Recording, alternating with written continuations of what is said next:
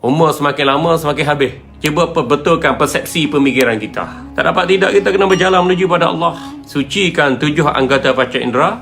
Yang kedua, suci fikiran kita daripada fikiran kebendaan, daripada fikiran keduniaan, supaya kita sentiasa berfikir untuk berjalan menuju Allah.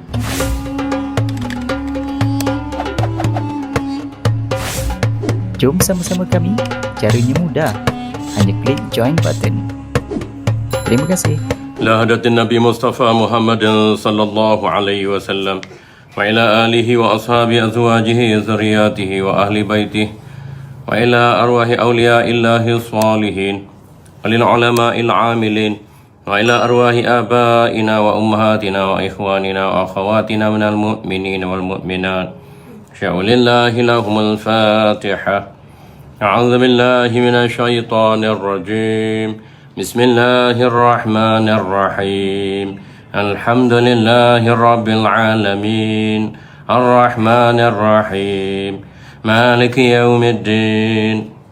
Iyyaka na'budu wa iyyaka nasta'in. Ihdinas siratal mustaqim.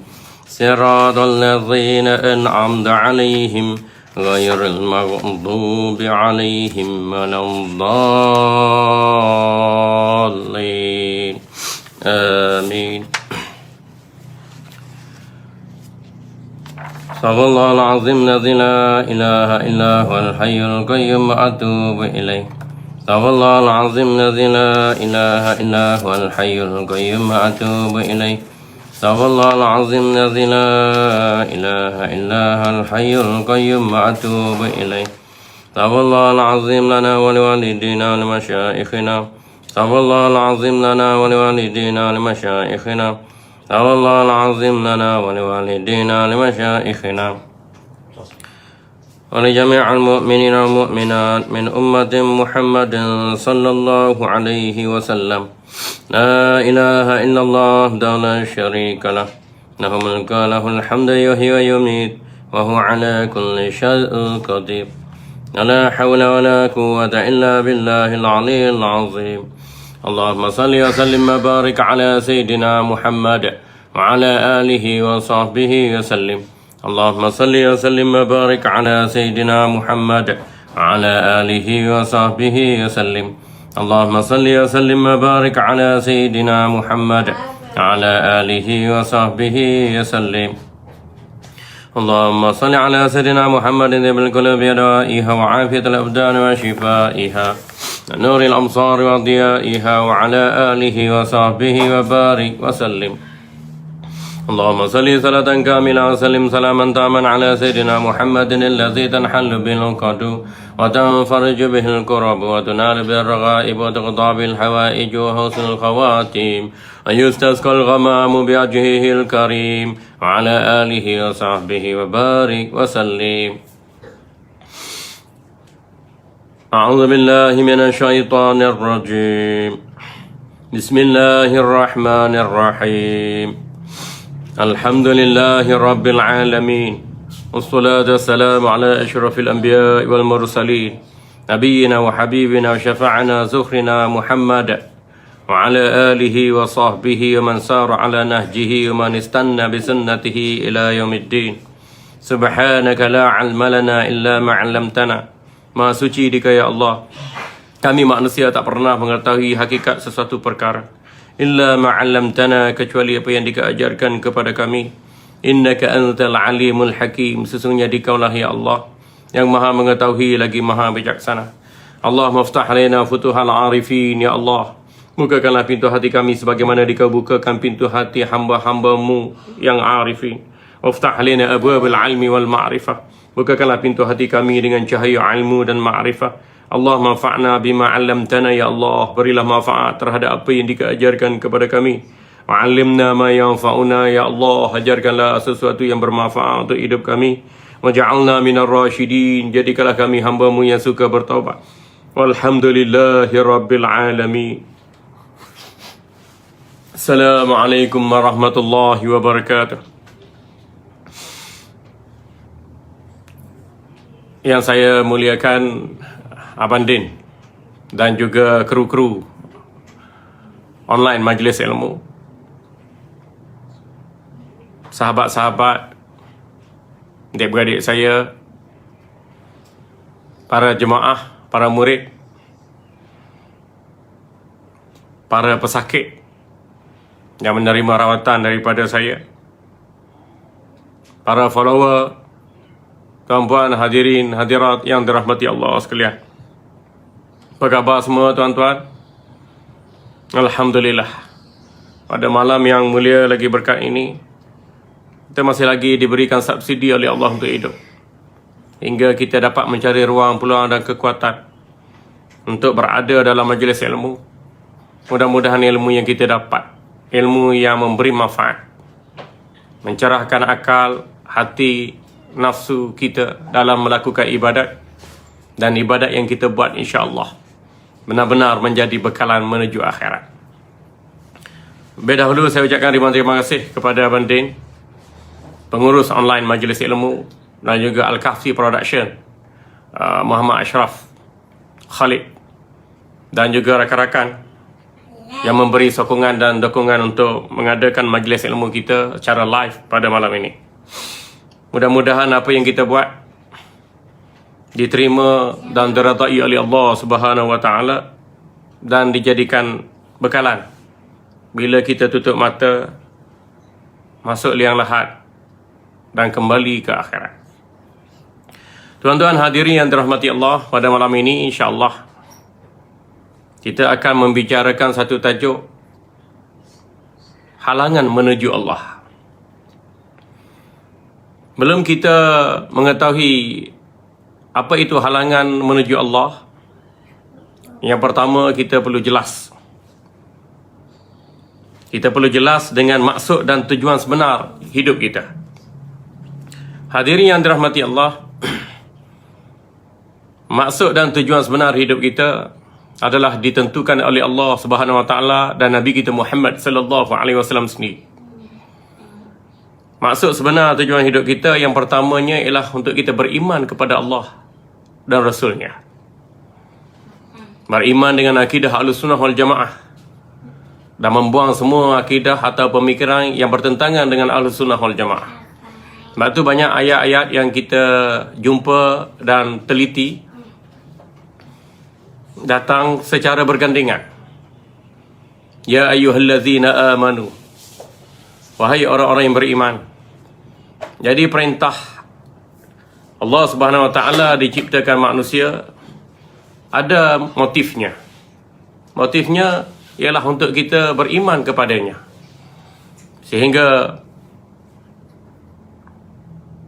ada sahabat Nabi sallallahu alaihi wasallam bertanya pada baginda sallallahu alaihi wasallam, "Ya Rasulullah, ayyul a'malil afdal?" Wahai Rasulullah, ayyul a'malil afdal? Wahai Rasulullah, apakah aktiviti hidup yang paling baik? Faqala Nabi sallallahu alaihi wasallam, aktiviti hidup yang paling baik ialah imanu billahi wa rasulih. Kamu beriman kepada Allah dan Rasulnya. Beriman kepada Allah dan Rasulnya, menerusi hadis ini, merupakan maksud sebenar kepada hidup kita. Jadi ingat tuan-tuan, saya berpesan pada diri saya dan tuan-tuan sekalian supaya sentiasa mengenal maksud sebenar hidup kita ialah untuk beriman kepada Allah dan Rasulnya. Apabila kita beriman pada Allah dan Rasulnya, yang merangkumi semua, iman pada Allah, pada malaikat, pada kitab, pada Rasul, pada qada dan qadar, pada hari kiamat, terangkum dalam rukun keimanan yang 6 perkara. Hadirin yang dikasihi sekalian, yang kedua, maksud dan tujuan sebenar hidup kita ialah untuk kita beribadat kepada Allah Subhanahu wa taala. Firman Allah Subhanahu wa taala, "Wa ma khalaqtul jinna wal insa illa liya'budun." Tidak aku ciptakan jin dan manusia kecuali untuk mengabdikan diri kepadaku, kepada Allah Subhanahu wa taala.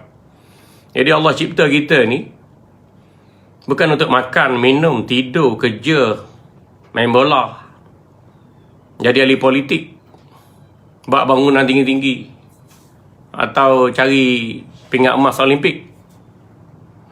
Baliknya, maksud sebenar Allah ciptakan kita adalah untuk mengabdikan diri kepadanya, kepada Allah. Wa ma khalaqtul jinna wal insa illa liya'budu. Tidak aku ciptakan jin dan manusia melainkan untuk mengabdikan diri kepada Allah Subhanahu wa taala.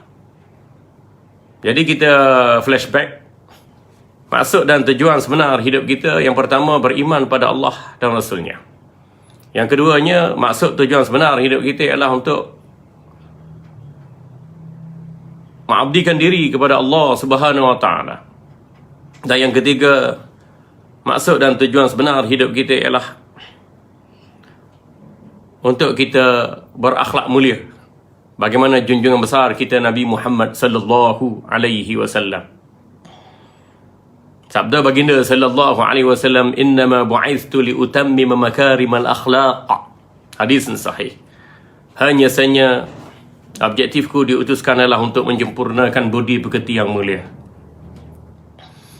Jadi berdasarkan kepada pendahuluan ini, kita perlu sentiasa prihatin dan jelas bahawa maksud sebenar Allah menciptakan kita adalah untuk beriman kepadanya, untuk beribadah kepadanya, dan untuk memanifestasikan akhlak yang mulia dalam kehidupan kita.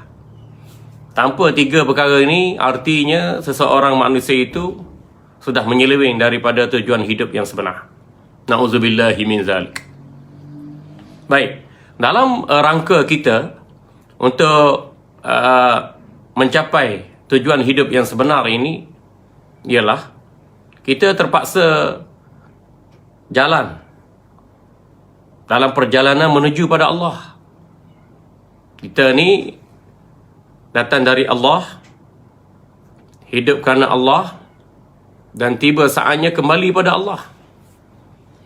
Sehubungan dengan itu, kita perlu sedar bahawa kita manusia, Melayu, Cina, India, Arab, Amerika, Afrika, Bangla, Nepal dan seumpamanya, perlu sentiasa sedar bahawa kita ini manusia perlu sentiasa berjalan menuju kepada Allah.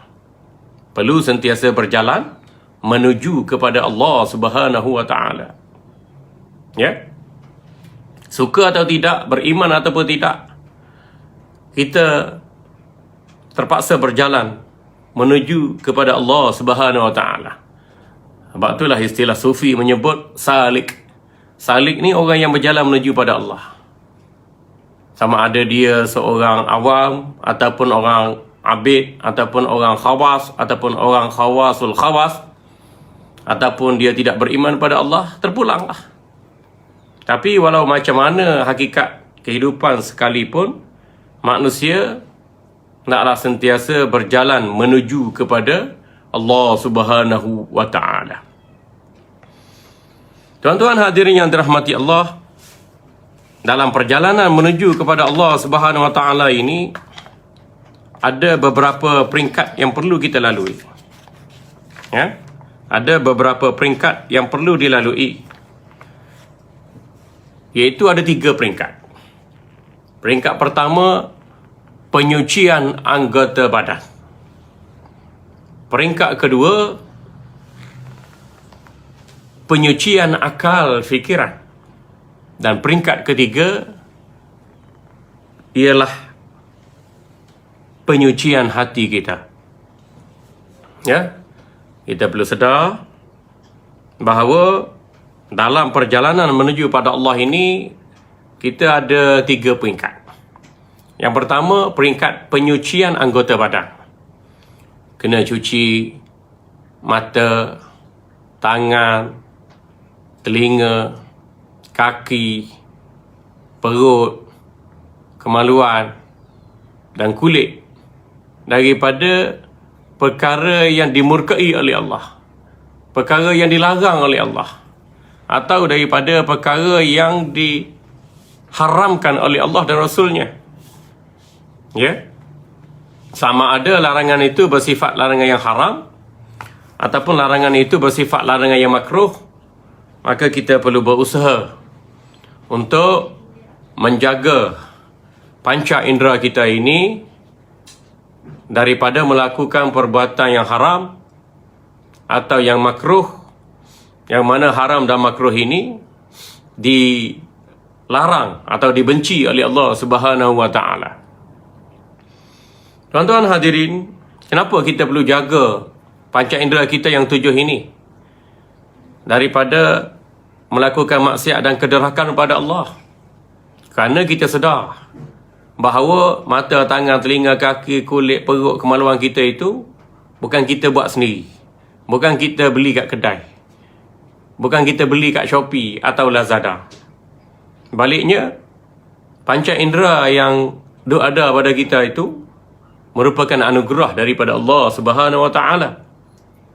Sebab tu, kita perlu guna anggota badan kita ini kepada perkara yang disukai lagi diredai Allah Subhanahu wa taala. Kalau kita sendiri buat mata, tangan, kaki, perut, kulit, kemaluan kita, mungkin kita boleh buat apa yang kita suka. Buat apa yang kita seronok. Kan? Tapi hakikatnya panca indera yang ada pada kita ini semuanya merupakan anugerah Allah Subhanahu wa taala pada kita. Jadi perlu kita gunakan sebaik-baiknya dalam mencari keredaan Allah Subhanahu wa taala. Tuan-tuan hadirin yang dirahmati Allah, bila kita gunakan panca indera kita untuk melakukan kebaikan, sama ada melibatkan perkara-perkara yang wajib ataupun sunat, dia dapat pahala. Apabila kita menggunakan panca indera yang Allah kurniakan pada kita ini pada perkara yang dosa dan maksiat, maka kita dapat dosa. Pahala, kita boleh nikmat di syurga. Kerana kita yakin ada kehidupan setelah kematian kita. Dosa, kita akan diseksa dan diazab oleh Allah dalam neraka. Kerana kita yakin dan percaya bahawa setelah kita mati, tutup mata, masuk liang lahat, ada azab dan perhitungan menanti kita. Jadi, kita hendaklah sentiasa prihatin dan waspada berkaitan dengan penggunaan panca indera yang Allah kurniakan pada kita. Mata, tangan, telinga, kaki, perut, kulit, kemaluan ini bukan kita cipta sendiri. Bukan mak bapak kita yang kasih. Bukan kerajaan kita yang beri subsidi. Sebaliknya, anggota panca indera 7 yang ada pada kita ini merupakan anugerah Allah. Dan Allah beri pinjam, beri amanah sekejap je kepada kita. Dan Allah melihat dan memantau bagaimanakah cara kita mempergunakannya. Dan suatu ketika nanti kita akan disoal oleh Allah terhadap segala nikmat yang dikurniakannya. Summa latus'alunna yawma idzin 'anil na'im. Kemudian, latus'alunna, kamu pasti akan disoal oleh Allah Subhanahu wa taala. Yawma idzin, pada hari akhirat nanti, 'anil na'im, tentang segala kenikmatan yang telah kamu perolehi dan gunakan. Jadi beringatlah kita tuan-tuan. Walaupun kita ni ustaz, walaupun kita ni doktor, qadi ke, mufti ke, menteri ke, sultan ke, raja ke, profesor ke, kaya ke, businessman ke, datuk, datin, tan sri ke, beringat baik-baik bahawa kita adalah khalifah Allah di muka bumi. Allah ciptakan kita untuk beriman padanya. Allah ciptakan kita supaya kita abdikan diri kepadanya. Allah ciptakan kita supaya kita sentiasa hidup dengan berakhlak mulia. Dan kita perlu ingat sentiasa bahawa kita ini sebagai hamba, sebagai manusia, dicipta dalam keadaan serba-serbi lemah. Maka kita perlu sentiasa berjalan menuju pada Allah Subhanahu wa taala. Dengan sekujur tubuh, ada jasad, nafsu, akal dan roh, diberikan petunjuk oleh seorang Nabi dengan membawa kitab suci Al-Quran. Maka hadaplah hati kita, wajah kita, kehidupan kita untuk menjejaki segala hidayah yang dikurniakan. Dan berjalanlah menuju pada Allah dengan 3 peringkat. Peringkat pertama, kita perlu menyucikan 7 anggota zahir kita itu dengan petunjuk ini. Guna mata, tangan, telinga, kaki, kulit, kemaluan, perut mengikut petunjuk daripada kitab Allah dan Rasulnya, yang dihurai, yang diberi pencerahan pula oleh para ulama supaya kita sampai kepada Allah Subhanahu Wa Taala. Peringkat yang kedua, peringkat penyucian akal fikiran. Kalau kita hari-hari berganti minggu, berganti bulan, berganti tahun, duk fikir nak makan, duk fikir nak minum, duk fikir nak tidur, duk fikir nak bangun, duk fikir nak bersukan, duk fikir nak cari reta, duk fikir nak kejar pangkat. Sampai bila, tuan-tuan? Umur semakin lama semakin habis. Nyawa semakin lama semakin tipis. Rezeki semakin lama semakin berkurang. Tenaga pun semakin menyusut. Jadi, cuba perbetulkan persepsi pemikiran kita. Nak hala tuju kehidupan kita. Tak dapat tidak, kita kena berjalan menuju pada Allah. Sucikan 7 anggota panca indera. Yang kedua, suci fikiran kita daripada fikiran kebendaan, daripada fikiran keduniaan, supaya kita sentiasa berfikir untuk berjalan menuju Allah. Sebab itulah Allah Subhanahu Wa Taala kurniakan Islam sebagai panduan hidup kita. Dalam Islam tu ada iman, dalam Islam tu ada syariat, dalam Islam tu ada akhlak. Inilah wacana kehidupan yang sebenar yang ditunjukkan oleh Allah Subhanahu Wa Taala. Ihdinas siratal mustaqim, hidup di atas jalan yang lurus. Tuan-tuan hadirin yang dikasihi sekalian. Yang ketiga, peringkat perjalanan menuju Allah yang ketiga ialah penyucian hati. Hak tadi kita jelas dah tentang peringkat perjalanan yang pertama berkaitan dengan anggota yang zahir. Rezeki yang zahir digerakkan oleh anggota yang zahir. Tetapi rezeki yang batin itu digerakkan oleh anggota yang batin. Kombinasi pada tubuh pada manusia ini terdiri pada 2 unsur. Yang pertama zahir, yang kedua batin. Yang zahir mata, tangan, telinga, kaki, kulit, kemaluan dan lain-lain komponennya. Kita nampak, kita boleh bergerak. Tapi hati-hati, kita kena jaga. Jaga dalam melakukan perkara yang mendatangkan pahala dan kerajaan Allah. Dan kita juga kena jaga panca indera kita daripada melakukan perkara yang dilarang dan dibenci oleh Allah dan Rasulnya sallallahu alaihi wasallam. Di sini kita boleh timbang tara kehidupan kita. Hari berganti minggu, berganti bulan dan tahun, kita guna panca indera kita ni kepada perkara yang Allah suka dan redha, atau kita gunakan panca indera kita ni pada perkara yang Allah keji dan murka. Tepuk dada, tanyalah iman dan takwa. Kalau tepuk dada tanya selera tu, makan kenyang tidur. Makan kenyang tidur. Makan kenyang tidur. Tepuk dada tanya selera. Kita ni tepuk dada tanya iman dan takwa. Makan kenyang kalau haram, apa gunanya? Tidur pun dalam keadaan kita lalai, tidur tak boleh pahala. Ya? Kalau kita bersukan sekalipun nak jaga kesihatan. Bila sihat, tak semayam, tak zikir, tak baca Quran, tak bangun tahajud, tak salat duha, tak bertaubat, tak bersyukur, tak berselawat. Apa guna nikmat kesihatan tu? Sebab tu banyak diulang-ulangkan ayat. Fabi ayyi ala'i rabbikuma tukadziban. Jin dan manusia, nikmat manakah yang kamu dustakan itu? Allah tanya, nikmat yang besar ke? Nikmat yang sederhana ke? Atau nikmat yang kecil ke? Datuk Ali Nujum, sila jawab. Jangan temberak. Kita lah yang akan jawab tu. Ya? La tus'alunna yawma idzin 'anil na'im. Kamu pastikan dipersoalkan oleh Allah terhadap segala nikmat yang dikurniakan oleh Allah kepadamu. Bagaimana kamu peroleh dan bagaimana kamu mempergunakannya. Ingat dan waspadalah dalam perjalanan menuju ke akhirat. 2 perkara. 1, kita kena sucikan panca indera kita daripada perkara yang dimurkai oleh Allah Subhanahu Wa Taala dan dilarangnya. Yang keduanya, kita perlu menyucikan akal fikiran kita daripada berfikir, daripada merancang, daripada lintasan-lintasan yang boleh membahayakan kita, mencelakakan kita, menjerumuskan kita pada perkara dosa dan maksiat ataupun musuhan. Dan kita juga harus memandu akal fikiran kita untuk sentiasa berfikir, melakukan kebaikan, mencari idea, melakukan penambahbaikan ataupun muhasabah dalam perjalanan menuju Allah. Dan yang ketiga, peringkat perjalanan menuju Allah yang ketiga ialah suci hati. Tersuci hati. Nak suci hati dengan apa? Minum klorak. Nak suci hati dengan apa? Minum sabun. Nak suci hati dengan apa? Pakai Febreze. Kan? Al-Mampus lah jawab dia. Baliknya penyucian hati. Hati ini, hati spiritual. Hati yang batin. Hati yang ada dalam dada kita. Hati yang bersifat latifatul rabbaniyah.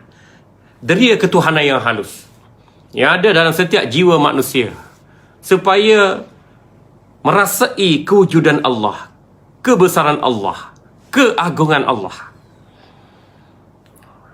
Itu yang terangkum dalam firman Allah, wala in sa'altahum man khalaqas samawati wal arda la yaqulunna Allah. Jika ditanyakan pada manusia, siapakah yang menciptakan 7 petala langit dan bumi? Nescaya manusia dan jin itu akan berkata, Allah yang menciptakannya.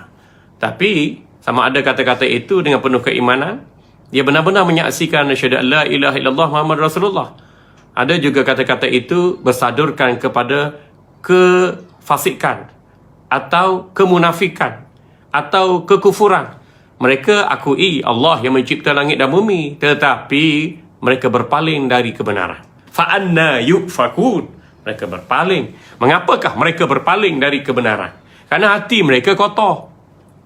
Hati musyrikin Mekah, hati umat Nabi Nuh, hati umat Nabi Syu'aib, hati umat Nabi Yahya, Nabi Zakaria, hati umat Nabi Isa, hati umat Nabi Musa. Kenapa mereka berpaling dari jalan Allah? Karena hati mereka kotor. Hati dipengaruhi nafsu yang jahat. Hati dipengaruhi was-was dan pujuk rayu daripada syaitan. Hati yang kotor mudah terpaut dengan keindahan dan kejelitaan dunia, yang menyebabkan mereka berpaling dari jalan Allah. Mereka tak fokus dalam mencapai tujuan hidup yang sebenar, untuk beriman pada Allah, untuk beribadat pada Allah, untuk berakhlak sebagaimana akhlak baginda sallallahu alaihi wasallam. Jadi mereka tak capai Rabbana atina fid dunya hasanah, tak capai kebahagiaan hidup di dunia, tak capai keharmonian hidup di akhirat. Sebab apa? Sebab hati mereka kotor. Jadi dalam perjalanan menuju pada Allah, ringkasnya ada 3 pemeringkatan. Peringkat pertama, kena suci 7 anggota yang zahir. Yang kedua, kena suci akal fikiran kita. Yang ketiga, kena suci hati kita. Nak suci hati ini mudah je. Suci hati ini mudah je. Bila kita beriman pada Allah, hati bersih. Satu Nabi SAW bersabda tadi, bila sahabat radhiyallahu anhu menanyakan baginda sallallahu alaihi wasallam, ya Rasulullah, ayyul a'malil afdal? Wahai Rasulullah, apakah aktiviti hidup yang paling baik? Faqala Nabi sallallahu alaihi wasallam, al-imanu billahi wa rasulih. Aktiviti hidup yang paling baik, yang paling mulia, yang paling banyak pahala, yang paling besar ganjarannya di sisi Allah Subhanahu wa taala ialah kamu beriman pada Allah dan Rasulnya. Jadi, bila seseorang itu menyahut seruan Allah dan Rasulnya, hati bersih. Hati bersih. Karena keimanan itu mempatrikan kalimah suci, kalimah tayyibah, kalimah ikhlas, kalimah tauhid, la ilaha illallah Muhammadur Rasulullah sallallahu alaihi wasallam. Bila masuk la ilaha illallah Muhammadur Rasulullah sallallahu alaihi wasallam, hati manusia yang kafir, yang kotor, yang keras, yang hitam itu menjadi bersih. Betul, orang beriman tu dia berjaya. Orang beriman tu dia menjadi mulia. Kerana masuk kalimah la ilaha illallah dalam hati, hati jadi bersih, hati jadi bercahaya. Apabila seseorang itu melakukan amal ibadat yang disukai lagi diridai Allah Subhanahu Wa Taala dan mentaati segala seruan Allah dan Rasulnya sentiasa. Tuan-tuan hadirin yang dirahmati Allah Subhanahu Wa Taala. Inilah 3 peringkat perjalanan seseorang tu menuju pada Allah. Ya, jangan kita sesekali lalai dan alpah. Yalah, kita jadi cikgu ke, jadi menteri ke, jadi askar ke, jadi polis ke, jadi grab penghantar makanan ke, jadi apa kita kata, jadi main bola ke, jadi businessman ke, jadi ahli politik ke, lawyer baru, lawyer buruk ke. Ingat baik-baik, kita sedang berjalan menuju pada Allah. Sama ada kamu Hindu, kamu Buddha, kamu Kristian, kamu Yahudi, kamu etis pun, kamu ingat baik-baik bahawa Kita semua manusia, kita adalah hamba. Kena sedar bahawa kita perlu berjalan menuju pada Allah Subhanahu wa ta'ala. Tuan-tuan hadirin yang dirahmati Allah Subhanahu wa ta'ala. Dalam perjalanan menuju pada Allah Subhanahu wa ta'ala ini, ada banyak halangannya dan cabaran yang menanti kita. Halangan yang pertama ialah halangan ilmu dan ma'rifah.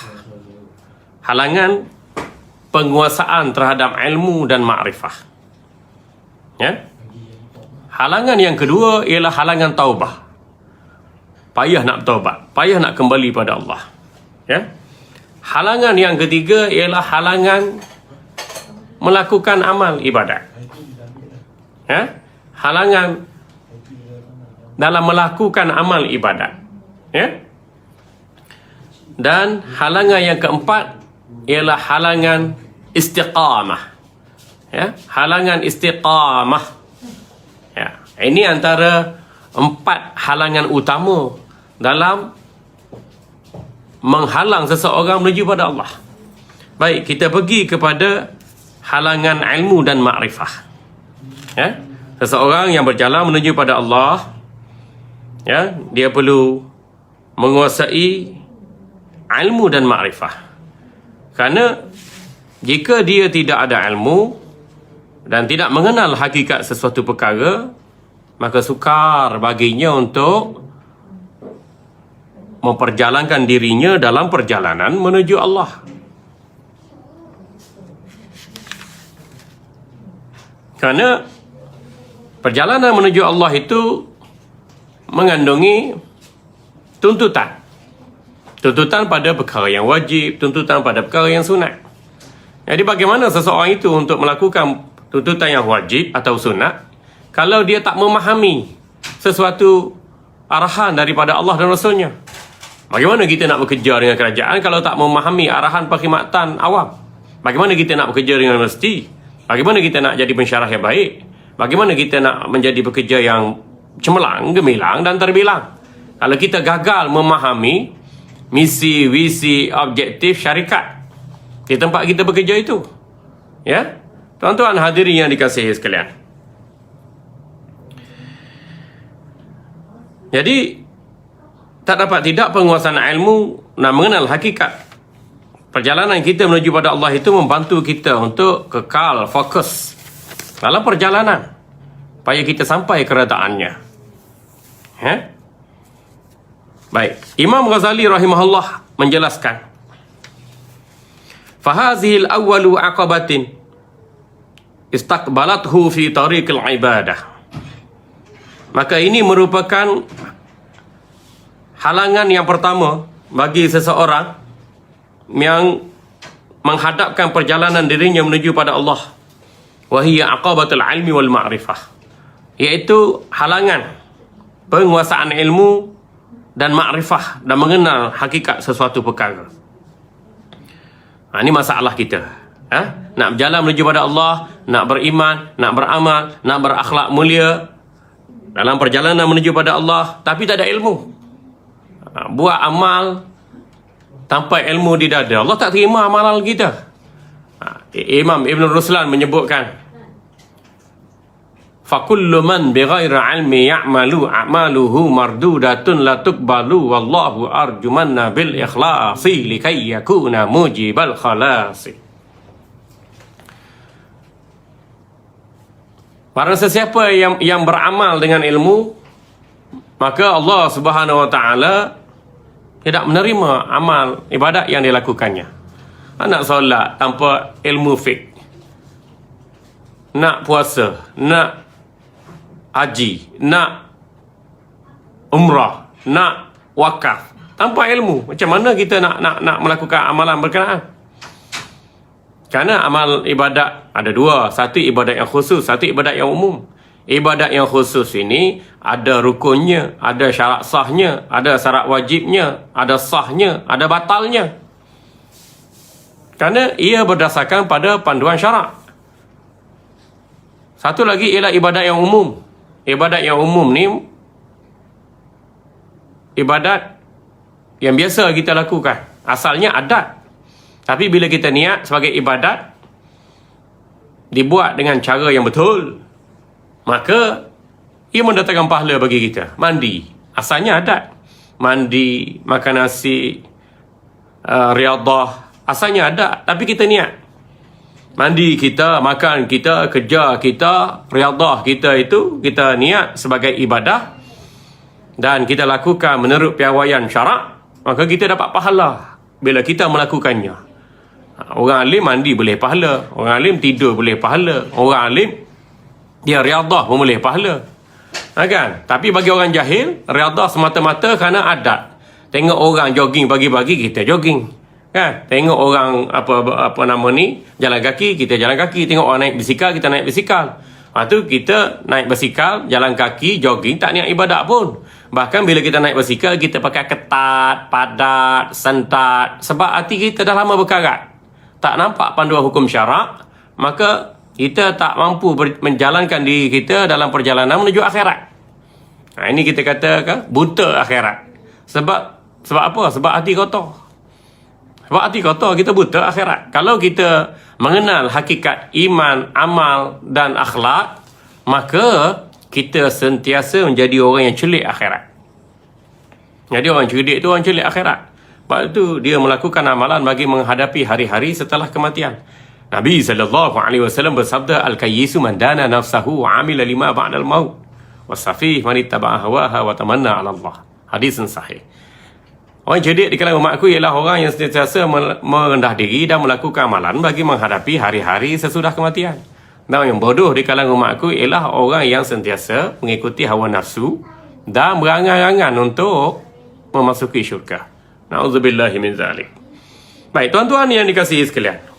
Sedar itu ya. Yang pertama, halangan untuk kita berjalan menuju pada Allah ialah halangan ilmu.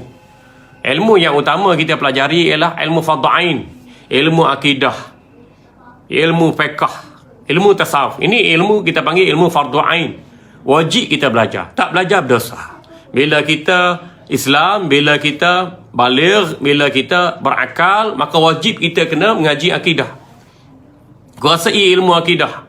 Akidah Ahlussunnah Jamaah mudah je. Dia ada 4 topik je. Yang pertama tentang ketuhanan.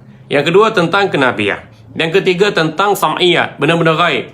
Yang keempat tentang dimensi, aliran, pemikiran Islam. Jadi bila kita mengaji benda ni, insya-Allah pemahaman kita, pendirian kita sentiasa di atas jalan yang lurus. Bagaimana yang dikehendaki Allah Subhanahu Wa Taala dalam suratul Fatihah. Kalau tak belajar, macam mana nak kenal Allah? Nak kenal Allah, zat Allah, sifat Allah, perbuatan Allah, nama-nama Allah, perintah Allah, larangan Allah. Bagaimana kita nak berjalan menuju Allah kalau kita tidak mengenal Allah? Itu yang dikatakan ma'rifatullah awwaluddin. Ma'rifatullah, kata ulama. Awal mula urusan kehidupan manusia itu bermula dengan mengenal Allah Subhanahu Wa Taala. Itu bila kita beriman la ilaha illallah fa'lam annahu la ilaha illallah, katailah bahawa manusia dan jin bahawa la ilaha illallah, tiada Tuhan yang wujud melainkan Allah, tiada Tuhan yang sebenarnya disembah melainkan Allah, tiada Tuhan yang menjadi objektif segala makhluk yang hidup melainkan Allah. Kita kenal Allah. Jadi kalau tak belajar dan tak menguasai ilmu akidah, bagaimana kita nak mengenali Allah? Bagaimana kita nak melakukan perbuatan yang disukai lagi diridai Allah? Bagaimana kita nak menjauhi diri kita daripada segala yang dilarang dan diharamkan oleh Allah? Bagaimana kita nak menetapkan perjalanan kita menuju pada Allah? Ini nak kena kita tanya diri kita. Bagaimana dengan akidah kita kalau tak belajar, berguru, berkitab, berdalil Al-Quran, berdalilkan kepada hadis? Macam mana tuan-tuan? Cuba kita tengok, renung apa yang ada pada kita. Daripada kecil belajar engineer, belajar elektrika, belajar bab bangunan, belajar bahasa, belajar accounting, belajar perubatan, tapi tak guna jika kita tidak mempelajari ilmu akidah bagi memantapkan pegangan keimanan kita, kerana itulah tujuan hidup kita yang sebenarnya, beriman kepada Allah Subhanahu Wa Taala. Baik, tuan-tuan yang dikasihi sekalian, ilmu yang utama untuk kita kuasai ialah ilmu akidah. Akidah kita hendaklah akidah Ahlussunnah wal Jamaah dalam jajaran akidah Ahlussunnah wal Jamaah itu, kita memfokuskan tentang ketuhanan Allah terlebih utama. Allah ada zat Allah tak sama, tak serupa, tak sebandingan dengan makhluk. Makhluk juga tak sama, tak serupa, sebandingan dengan Allah Subhanahu Wa Taala. Dan kita tak perlu fikir tentang hakikat zat, kerana Allah menyeru kita untuk berfikir kepada setiap kejadian makhluk.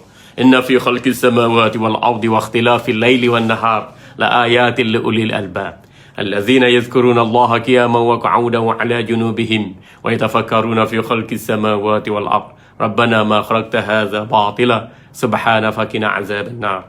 Tuan-tuan hadirin, ayat ini jelas membuktikan kepada kita bahawa Allah menyeru kita untuk sentiasa melihat kepada makhluk ciptaan Allah Subhanahu Wa Taala. Kita lihat pada khalqis samawati wal ard, ciptaan langit dan bumi, dan apa yang ada di antara keduanya. Kita lihat pada diri kita sendiri, maka terpatrilah dalam hati kita, fikiran kita, satu kepercayaan tentang kewujudan, kebesaran dan keagungan Allah. Inilah yang ditekankan dalam akidah Ahlussunnah wal Jamaah. Ya, maka mudahlah untuk kita mengenali segala titah perintah Allah dan menjauhi larangannya. Maka ia akan memberi momentum juga kepada kita untuk sentiasa iltizam dengan apa-apa yang disukai lagi diradai Allah dan menjadikan kita hamba yang berjalan menuju keredaannya sentiasa. Yang kedua, tuan-tuan, dalam jajaran akidah Ahlussunnah wal Jamaah, kita beriman kepada Nabi sallallahu alaihi wasallam. Imanu billahi wa rasulih, beriman pada Nabi sallallahu alaihi wasallam. Kita kenal Nabi kita sallallahu alaihi wasallam, namanya Muhammad ataupun Ahmad, atau ada gelarannya Sirajul Munir, cahaya pelita yang menerangi, kan? Abul Qasim, kan? Bapa Qasim kita katakan, kerana ada anaknya yang bernama Qasim, ya? Aba Zahra, kerana dinisbahkan kepada ayah kepada Fatimah Zahra binti Rasulullah sallallahu alaihi wasallam, puteri kesayangan baginda sallallahu alaihi wasallam. Ya, begitulah seterusnya nama-nama baginda yang mulia. Jadi, bila kita beriman pada Allah dan Rasul, maka kita kenal siapa Nabi kita, identitinya atau biografinya. Bacalah kitab Syama'il Muhammadiyah. Di situ dijelaskan tentang biografi baginda sallallahu alaihi wasallam, daripada namanya, gelarannya, kenderaannya, isterinya, anaknya, cucunya, kulitnya, matanya, pakaiannya, perjuangannya, jelas di situ disebutkan. Dan hadis-hadis tentang biografi baginda sallallahu alaihi wasallam ini lebih banyak dimuatkan oleh Qadhi Iyad dalam kitabnya Syifa' Ta'rif Huquqi Nabiyina Muhammadin sallallahu alaihi wasallam itu. Ya. Kita baca kitab-kitab ni kerana kitab-kitab ni menghidangkan tentang identiti atau biografi Nabi sallallahu alaihi wasallam. Apabila kita beriman pada Allah dan Rasulnya, maka kita menggerakkan hati sanubari kita untuk mengenali Nabi sallallahu alaihi wasallam, menyintai Nabi sallallahu alaihi wasallam. Maka itulah hakikat perjalanan menuju pada Allah. Tuan-tuan hadirin yang dikasihi sekalian, kita perlu mengenal Nabi kita Muhammad sallallahu alaihi wasallam secara umum, secara detail pun boleh. Lebih baik kita kenal Nabi sallallahu alaihi wasallam secara detail, supaya setiap perkataan, perbuatan, perlakuan, pengiktirafan Nabi sallallahu alaihi wasallam itu bernadi dalam setiap perbuatan hidup kita. Baik, tuan-tuan hadirin yang dirahmati Allah, bila kita benar-benar kita kenal Nabi sallallahu alaihi wasallam, kita tak terjebak dengan ajaran sesat. Ada orang mengaku dia ni Imam Mahdi, ada orang mengaku dia ni sebagai pemuda Bani Tamim, ada orang mengaku dia ni sebagai bertemu dengan Nabi sallallahu alaihi wasallam, atau yaqazah dengan Nabi sallallahu alaihi wasallam, atau Nabi sallallahu alaihi wasallam melaporkan setiap peristiwa yang berlaku di alam ini kepadanya, macam-macam. Kan? Lepas tu bila kita tahu tentang wujudnya ajaran sesat, perjalanan mimpi yang terakhir PMYT itu yang dibawa oleh Masyitah Abdul Jalal, maka kita secara automatik tahu bahawasanya ini ajaran sesat, kerana dia membawa doktrin yang berbeza dan bertentangan dengan Ahlussunnah wal Jamaah. Maka kita buat report polis, yang alhamdulillah hampir 10 dekat report polis kita buat dan rancangkan itu, dan akhirnya membuahkan hasil. bagi membolehkan pihak berkuasa menangkap dan mendakwa pemimpin yang sesat berkenaan, alhamdulillah. Dan kerja membenteras yang sesat ini adalah kerja yang mulia. Bagaimana sabda Nabi sallallahu alaihi wasallam, man ahya sunnati inda fasadi ummati falahu ajru mi'ati syahidin. Barang sesiapa yang menghidupkan sunnahku di saat rosaknya umatku, maka dia akan diberi ganjaran 100 orang mati syahid. Alhamdulillah. Kita tak kira orang buat ajaran salah, dia Wahabi ke, dia Syiah ke, dia liberal ke, dia buat ajaran-ajaran sesat yang mengarut, yang menyeleweng, bertentangan dengan akidah Ahlus Sunnah wal Jamaah. Kita lawan habis-habisan. Bukan kerana orang tu tak ikut kita, tak join persatuan kita, atau tak puji kita, atau tak jadi pengikut kita, tak bagi duit kat kita, tak. Tapi kerana mereka bawa ajaran yang sesat, yang menyeleweng dan bertentangan dengan Ahlus Sunnah wal Jamaah, maka akidah umat ini patut dipelihara dan dijaga dengan sebaik-baiknya, supaya umat tidak menyeleweng dari landasan yang benar. Tuan-tuan hadirin yang dirahmati Allah, bila kita kenal Nabi sallallahu alaihi wasallam juga, ia membantu kita untuk sentiasa beriltizam dengan sunnah Nabi sallallahu alaihi wasallam. Apa yang Nabi buat, itu kita buat. Apa yang Nabi sebut, itu kita sebut. Apa yang Nabi syorkan, itu yang kita utamakan.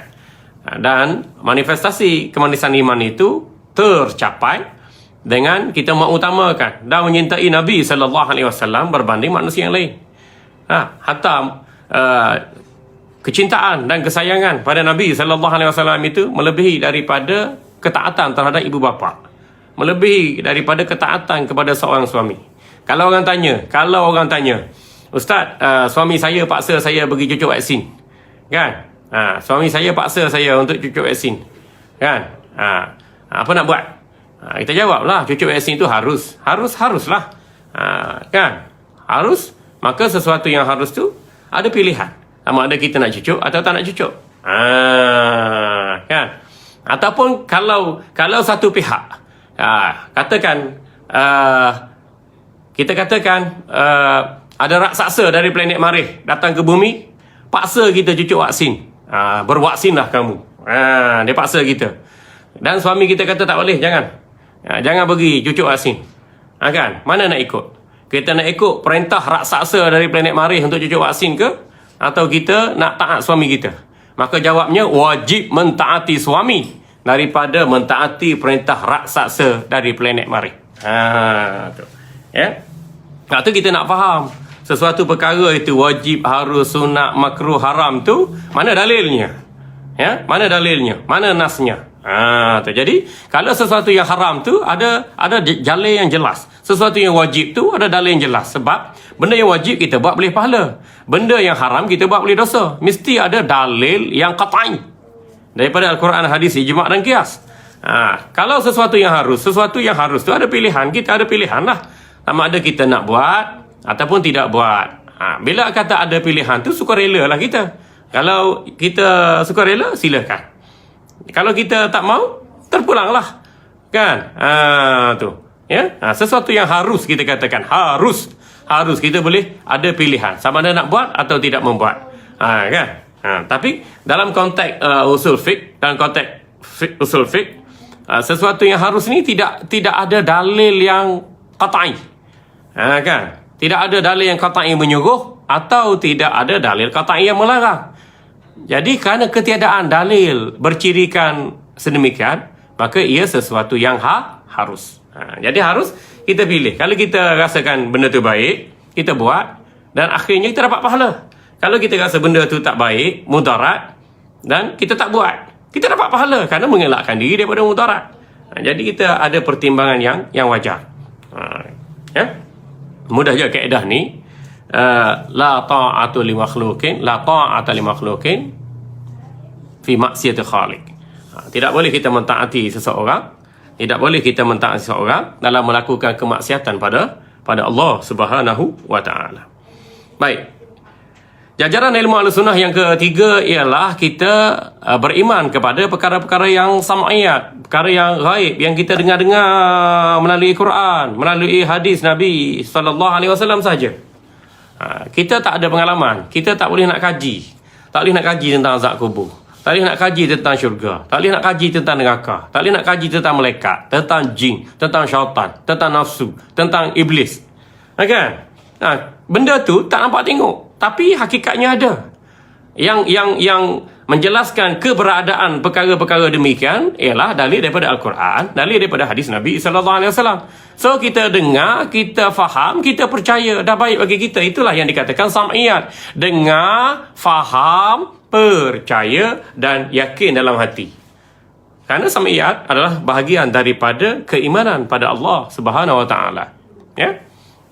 Nah, bagi orang liberal, orang yang sekular, dia kata apalah nak percaya benda-benda yang khurafat, benda yang tahyul, benda yang mistik.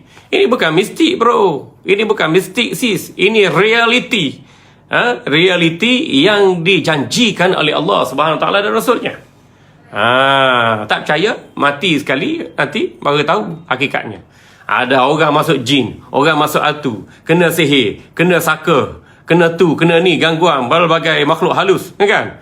Kita boleh tengok ada perubahan normal tak normal yang berlaku padanya. Benda ni pun dah boleh kita agak keberadaannya. Apatah lagi tentang azab kubur, tentang titian siratal mustaqim, tentang nikmat syurga, tentang azab neraka, tentang kewujudan malaikat, tentang kewujudan iblis, tentang kewujudan lain-lain makhluk di alam gaib. Ya. Jadi kita dengar, yakin, faham dan percaya, itu lebih baik bagi kita. Bukan semua sesuatu itu perlu dibuktikan secara zahir. Ya? Baik. Tuan-tuan hadirin yang dirahmati Allah, dalam jajaran ilmu Ahlussunnah wal Jamaah juga, kita perlu tahu dan sedar tentang aliran pemikiran benar dan aliran pemikiran yang salah.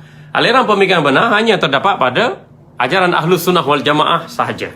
Bagaimana yang dipelopori oleh majoriti ulama Asy'ariyah dan Maturidiyah.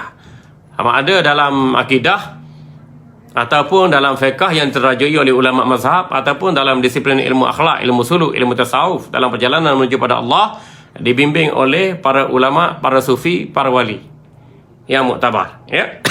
Alhamdulillah. Jadi kalau kita mempelajari ilmu Ahlussunnah wal Jamaah, menguasai ilmu Ahlussunnah wal Jamaah, kita dapat menimbang tara mana yang benar dan mana yang menyeleweng.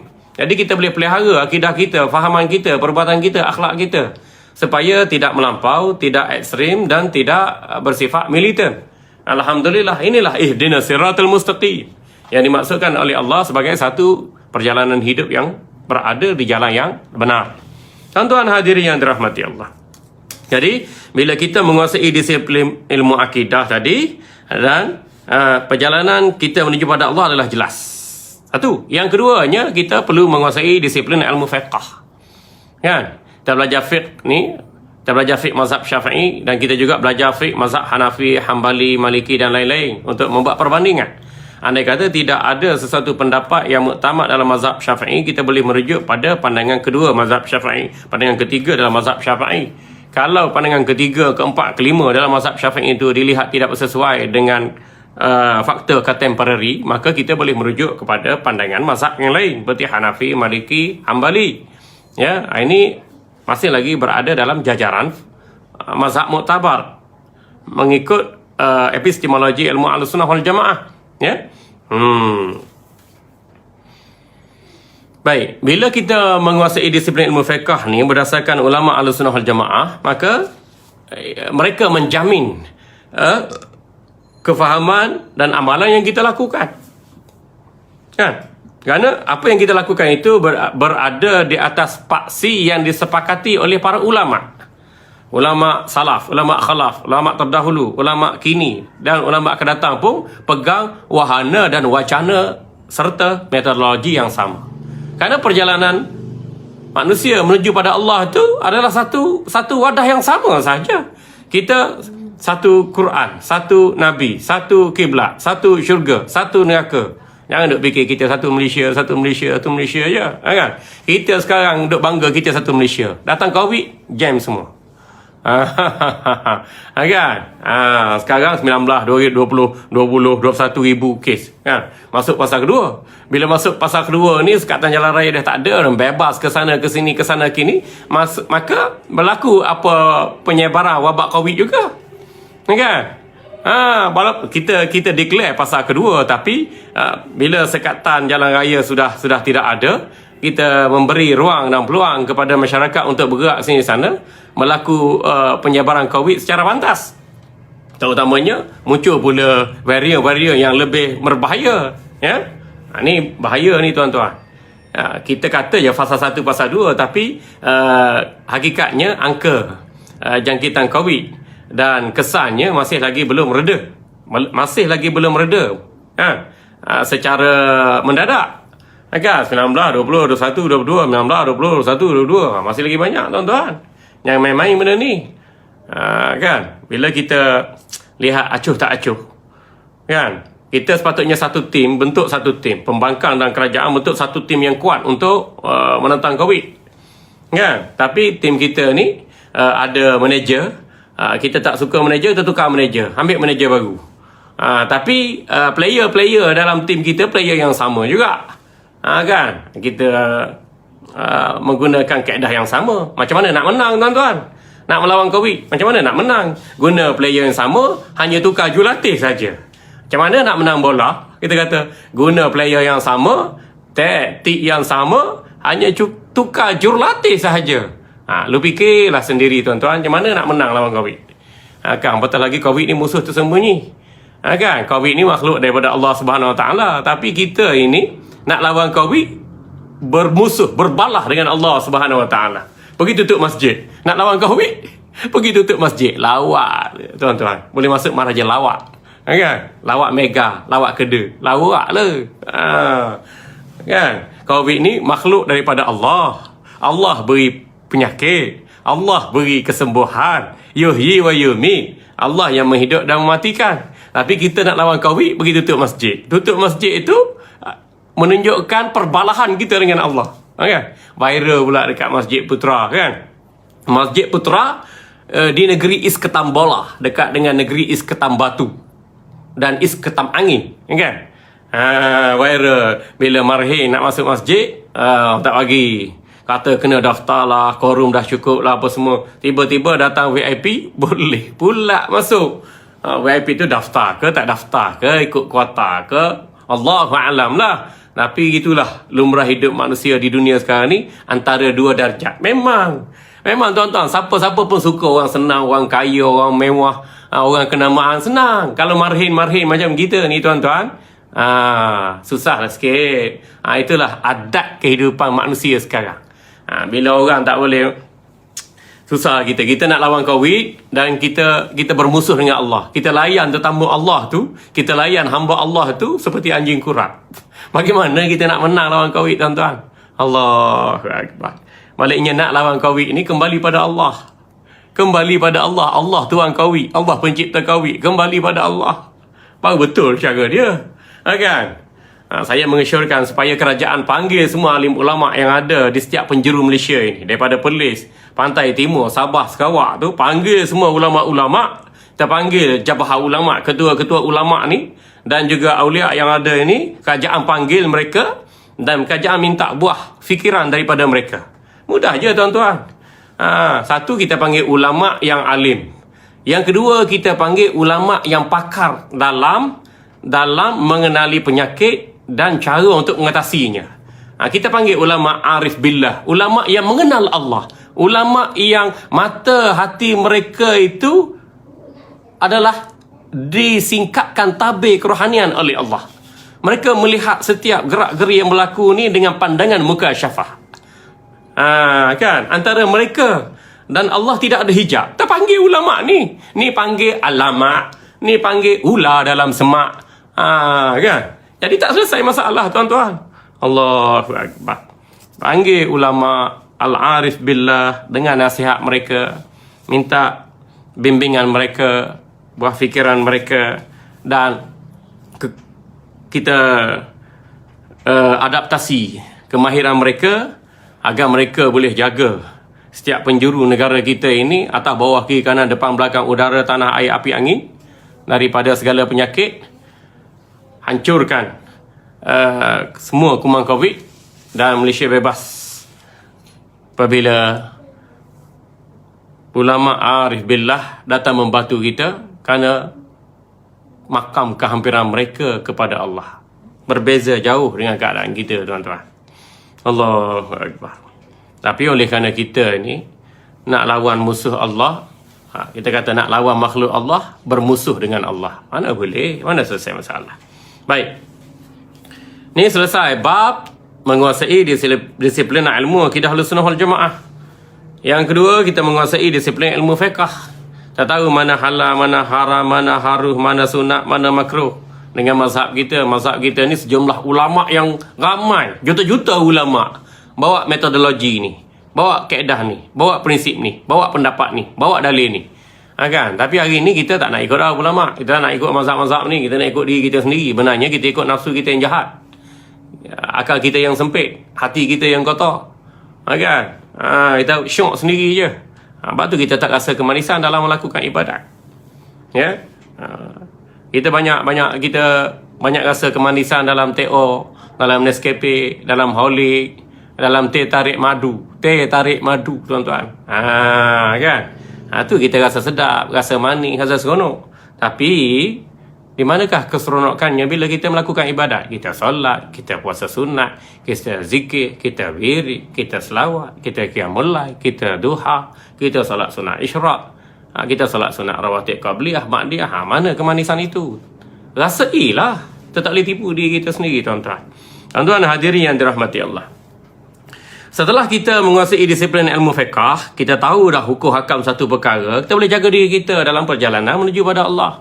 Kalau tak tahu tu, terjebak tu. Boleh tak? Kan? Makan ke, minum ke, tidur ke, halal ke, haram ke, apa semua. Allahu Akbar. Cuba perhatikanlah, tuan-tuan. Beras, nasi, gula, garam, ikan yang kita duk simpan dalam peti ais kat rumah kita tu, hasilnya halal ke haram? Buat kita fikir. Kan? Kalau kita mati malam ni esok boleh masuk syurga ke masuk neraka? Cuba kita fikir. Takut COVID. Hak lebih takutnya pada Allah pencipta COVID. Takut COVID mati, tapi lepas mati tu hidup balik pula. Hidup balik di alam barzah tu, COVID dah tak ada dah situ. Situ nak bawa apa, tuan-tuan? Kalau kita boleh bawa ringgit Malaysia, diterima ringgit Malaysia itu untuk menyelamatkan diri kita di alam barzah, silakan. Simpan banyak-banyak ringgit Malaysia.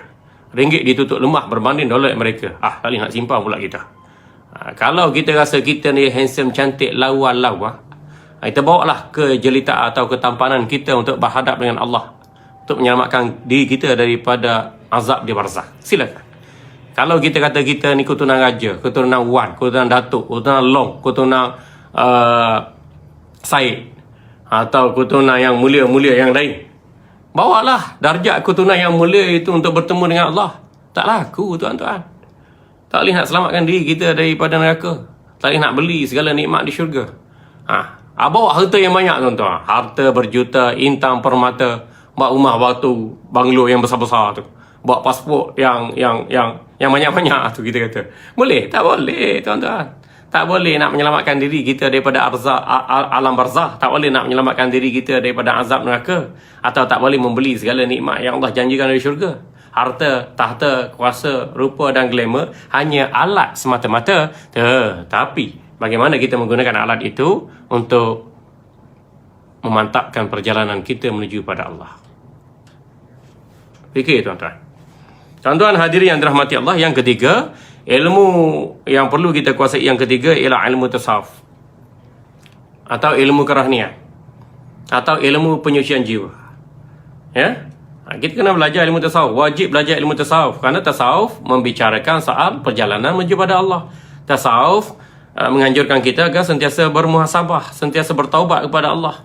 Bila kita buat salah, silap, dosa dan noda dengan mata, tangan, telinga, kaki, kulit, kemaluan kita, maka kita kembali pada Allah dengan bertaubat. Kan? Barulah kita boleh konsisten melangkah, berjalan menuju kerajaan Allah. Tapi kalau kita melakukan dosa dan maksiat tanpa disertai dengan taubat, kita makin jauh dengan Allah, hidup dalam keadaan dimurkai oleh Allah. Maka jadilah kehidupan itu maghdub, dimurkai oleh Allah, waladhdallin, dan golongan yang sesat. Kita sebenarnya dianjurkan oleh Allah nak hidup di atas jalan yang lurus. Tak nak dimurkai oleh Allah, tak nak hidup di atas jalan yang sesat. Tapi bila kita tidak mempelajari ilmu tasawuf, tidak menguasai disiplin ilmu tasawuf, bagaimana kita nak bersihkan anggota badan kita yang zahir? Nak jaga mata, nak jaga mulut, nak jaga telinga, nak jaga kemaluan, nak jaga perut daripada makanan yang haram dan syubhat. Macam mana tuan-tuan kalau kita tak belajar ilmu tasawuf? Orang angkat makan, Ustaz makan, tak kira halal haram dasar pahala. Ni duit Ustaz, duit ambil, tak kira dasar halal haram syurga neraka. Kan?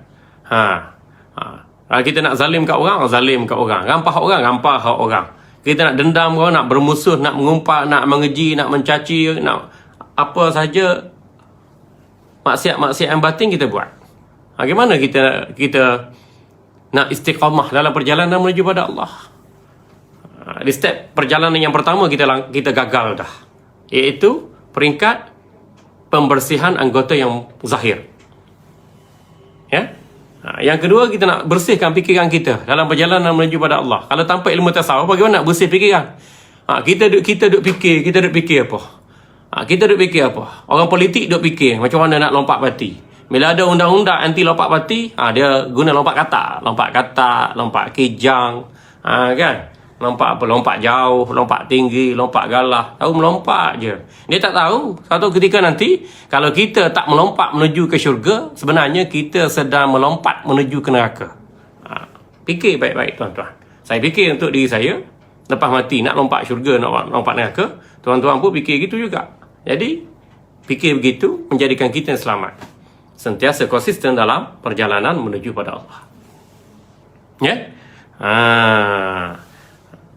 Dan ilmu tasawuf ini membantu kita untuk tazkiyatun nafs, untuk menyucikan diri kita, bersih hati daripada sifat yang keji, hiasi hati dengan sifat-sifat yang terpuji. Mana bersih hati daripada sifat yang keji? Itulah takabur, riya, sum'ah, panah baran, dendam, sakit hati, asak dengki dan seumpamanya. Kena bersih. Kita hidup lagi bini, ada perasaan dendam, kita hidup lagi bini. Ada perasaan sakit hati, kita hidup lagi bini. Ada perasaan asak dengki, kita hidup lagi bini. Ada duk ngumpat dalam hati. Kan? Macam mana benda ni boleh berlaku tuan-tuan? Sebab hati kita kotor. Ada je masalah. Tak puas hati dengan laki, tak puas hati dengan isteri, tak puas hati dengan anak-anak, gaduh dengan rakan sekerja, stres dengan jiran, gaduh dengan adik-beradik. Masalah apa tuan-tuan? Bukan masalah onde-onde, lopak tikam, teri mandi. Bukan masalah bakso, miso, mi goreng Aceh. Bukan masalah apam balik ataupun apam tak terbalik. Masalahnya hati manusia yang keras, lebih keras daripada batu. Waktu kita duk bergaduh, timbul ya sifat-sifat keji dalam diri. Jadi, ilmu tasawuf membantu kita untuk kita menilai sifat yang ada pada hati kita sendiri. Belum kita menilai sifat terpuji atau terkeji yang ada pada orang lain. Di sisi kita, di persekitaran kita. Itu kita kena ingat tuan-tuan ya. Ilmu tasawuf lah yang bantu kita untuk membersihkan hati daripada segala sifat-sifat terpuji, membersihkan hati daripada segala sifat-sifat yang keji, dan menghiasi hati dengan segala sifat-sifat terpuji, dan supaya kita dapat merasai kewujudan, kebesaran, keagungan Allah Rabbul Jalil. Tu, ya. Tengok COVID nampak Allah, tengok vaksin nampak Allah, tengok orang mati nampak Allah, tengok orang hidup nampak Allah, tengok doktor nampak Allah, tengok ubat nampak Allah. Tengok apa lagi tuan-tuan? Tengok peti nampak Allah, tengok gunung ganang nampak Allah, tengok orang jual cempedak nampak Allah, tengok duit nampak muka agung, kan? Tengok apa lagi tuan-tuan? Tengok duit nampak Allah, tengok emas nampak Allah, tengok apa lagi? Sebab kita sedar perjalanan kita menuju pada Allah. Kita tengok benda nampak Allah, tengok benda nampak Allah, sebab hati kita bersih. Hati kita bersih daripada sifat yang keji dan dihiaskan hati dengan sifat yang terpuji. Sabar, redha, syukur, zuhud, wara'. Kan? Dan hati itu mudah untuk zikrullah. Rasa seronok melakukan ibadat. Tu. Inilah hasil daripada penguasaan dan pengamalan ilmu tasawuf. Hati itu mudah jinak dengan ibadat. Rasa seronok dengan ibadat. Dan rasa selesa dengan zikrullah. Dan hati menjadi bersih apabila seseorang itu berzikrullah. Ya. Baik, tuan-tuan hadirin yang dirahmati Allah. Ini halangan yang pertama perlu kita atasi. Halangan ilmu dan makrifah merupakan halangan yang pertama dalam perjalanan menuju pada Allah. Justru kita perlu menguasai disiplin ilmu, akidah Ahlussunnah Jamaah dan juga fiqh berdasarkan pada mazhab muktabar, mazhab kita mazhab Syafi'i, dan kita meraihkan mazhab yang lain. Dan kita juga perlu menguasai disiplin ilmu tasawuf, ilmu untuk kita perbaiki diri, muhasabah diri dalam perjalanan menuju Rabbul Jalil, hiasi hati dengan sifat yang terpuji. Kita hindari hati daripada segala sifat-sifat yang keji, supaya setiap ibadat yang kita lakukan benar-benar kita merasai kewujudan kebesaran Allah Rabbul Jalil, dan kita sentiasa istiqamah dalam perjalanan menuju pada Allah. Baik, tuan-tuan hadirin yang dirahmati Allah. Halangan yang kedua ialah halangan taubah. Halangan yang kedua ialah halangan taubah. Payah kita nak bertaubat pada Allah bila kita buat salah, bila kita buat silap.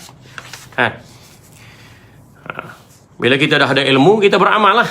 Kita ada ilmu akidah, kita ada ilmu fiqh, kita ada ilmu tasawuf, kita beramal. Di samping kita mantapkan diri kita dengan penguasaan ilmu-ilmu agama yang lain.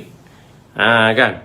Kalau kita mantapkan ilmu kita dengan ilmu-ilmu duniawi, untuk bekerja, untuk CJ, untuk kita survive kehidupan kita aja. Kan? Kita mengajar buat engineering, mengajar electrical, kita mengajar mechanical, mengajar, kita profesor, mengajar. Bila pencing kita rasa kosong je. Sebab akidah kita tak ke mana, ibadah kita tak ke mana, perangai kita sendiri pun masih lagi di tahap yang biasa. Daripada umur kita 18 tahun, kita mudah panah barang, kita dendam, sakit hati, asak dengki, tamak halaba, dan seumpamanya. Daripada ketika 18 tahun sampai kita pecing umur 65 tahun, macam tu je lah keadaan kita, tak meningkat dalam perjalanan menuju pada Allah. Rugi kita, tuan-tuan. Kan? Maksudnya apa? Maksudnya apa yang kita belajar, apa yang kita lakukan dalam bertahun-tahun dalam kehidupan kita itu, akhirnya tak memberi manfaat pada kita, tuan-tuan, dalam perjalanan menuju pada Allah. Rugi ya. Ini yang disebutkan amal hayatud dunya illa mata'ul ghurur. Menikmati nikmat dunia dengan hawa nafsu serakah semata-mata, lalu tidak ada pengisian kehidupan dengan cahaya iman, ilmu dan amal, maka jadilah kita hamba Allah yang rugi. Na'udzubillahi min zalik. Tuan-tuan hadirin yang dirahmati Allah, so kena ingat, halangan yang kedua dalam perjalanan menuju pada Allah ini ialah halangan taubat. Payah kita nak taubat, ya.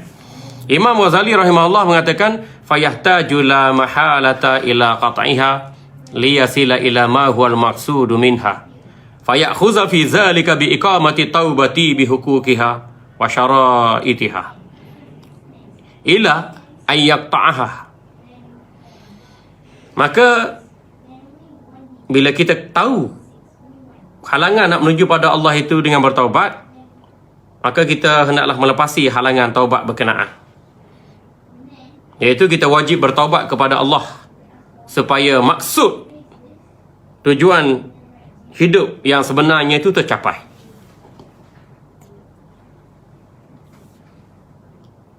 Tercapai bila kita bertaubat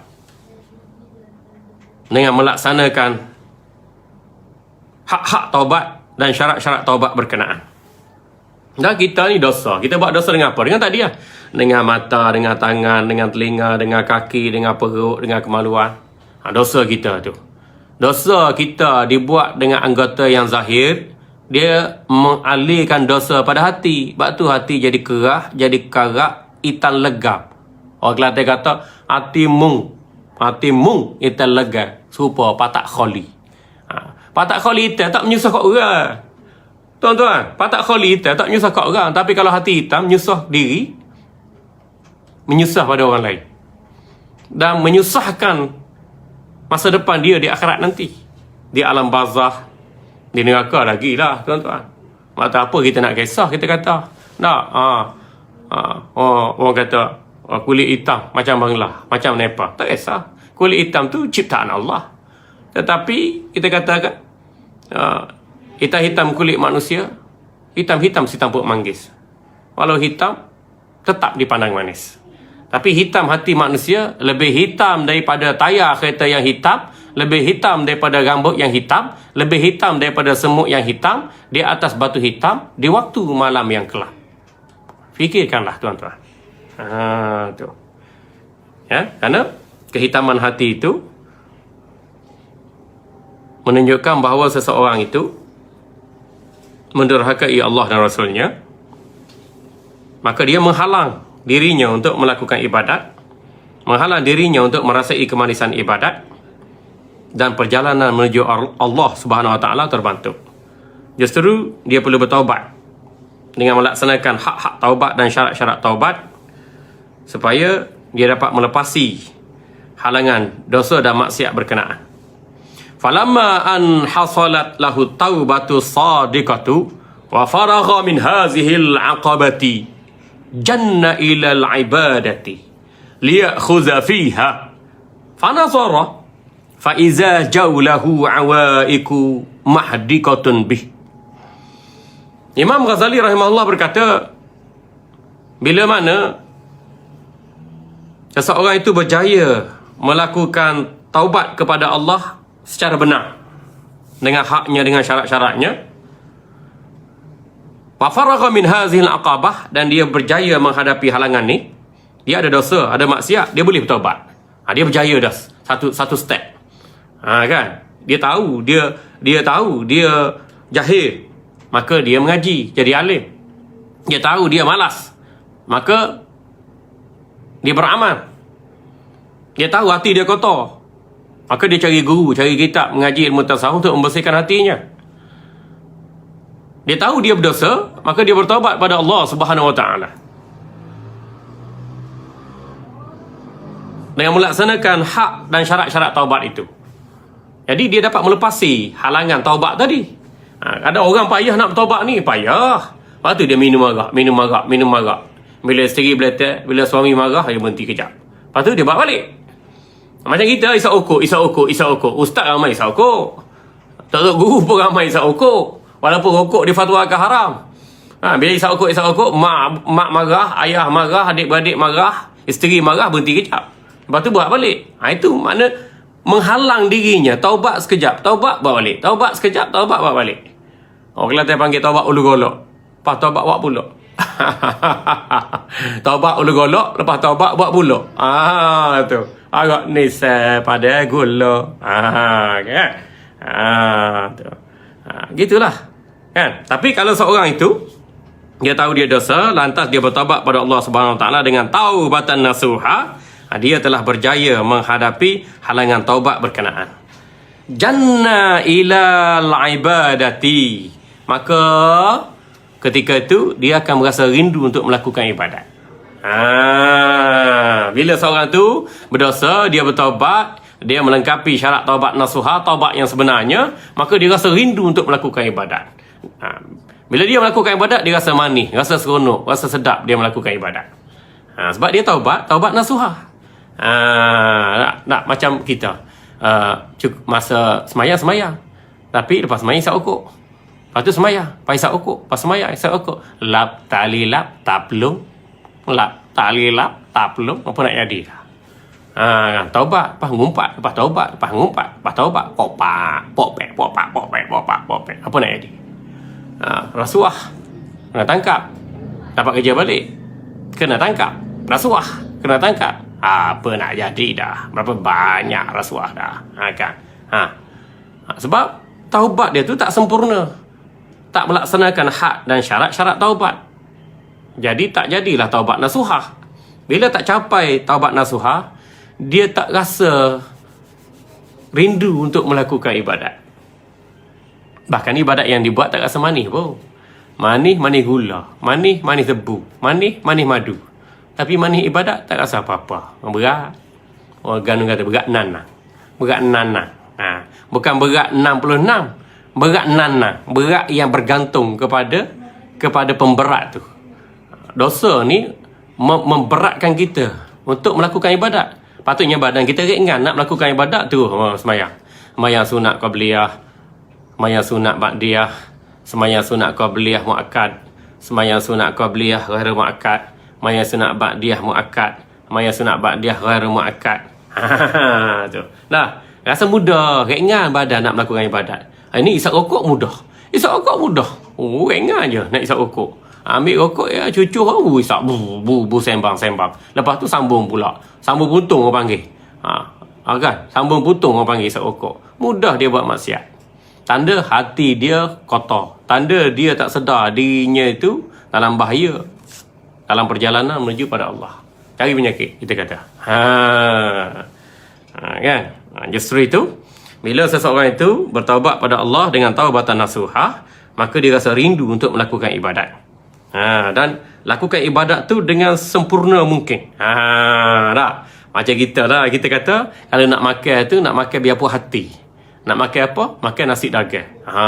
Buat dengan semak, kan, lauk dia, nasi dia, kuah dia, sambal dia, apa lagi kita katakan, acar dia, kan, di samping lauk sampingan yang lain. Makna kalau kita nak puas hati makan nasi dagang, makan nasi khabu, kita buat makanan kita tu dengan cermat. Begitu juga dalam perjalanan menuju pada Allah. Kalau kita rasa betul-betul nak berjalan menuju pada Allah, tahu lepas mati hidup balik, lepas hidup balik tu ada soal jawab dosa pahala syurga neraka destinasi kita, maka tentulah segala solat sunat kita buat dengan sebaiknya. Solat fardu lagi utama kita jaga. Dan ibadat-ibadat lain pun sentiasa menjadi fokus. Sebab Allah cipta kita untuk buat ibadat. Nampak? Tadi tujuan hidup yang sebenar tu. Allah cipta kita untuk beriman dengan Allah dan Rasulnya. Allah cipta kita untuk buat ibadat. Allah cipta kita untuk kita sentiasa berakhlak mulia. Orang nak marah, orang nak dendam, kau nak fitnah, ada duit, tak ada duit, covid ke, mati ke, bak kecil manis, kemalangan jalan raya ke, apa benda sekali fitnah yang berlaku dalam muka dunia ni, kita sentiasa berakhlak dengan akhlak mulia bagaimana Nabi kita Muhammad sallallahu alaihi wasallam. Baik tuan-tuan hadirin. Imam Ghazali kata lagi, fa iza jaulahu awaiku mahdikatun bihi. Kan? Bila dia betul-betul melakukan taubat nasuha, maka dia rasa rindu untuk melakukan ibadat, dan ibadat yang dibuat disempurnakan sebaik mungkin, dan dia secara automatik melepasi setiap halangan-halangan dalam halangan taubat. Tu, kullu wahidin minha ya'ukuhu amma qasada minal ibadati bidarbi minat ta'wiqi.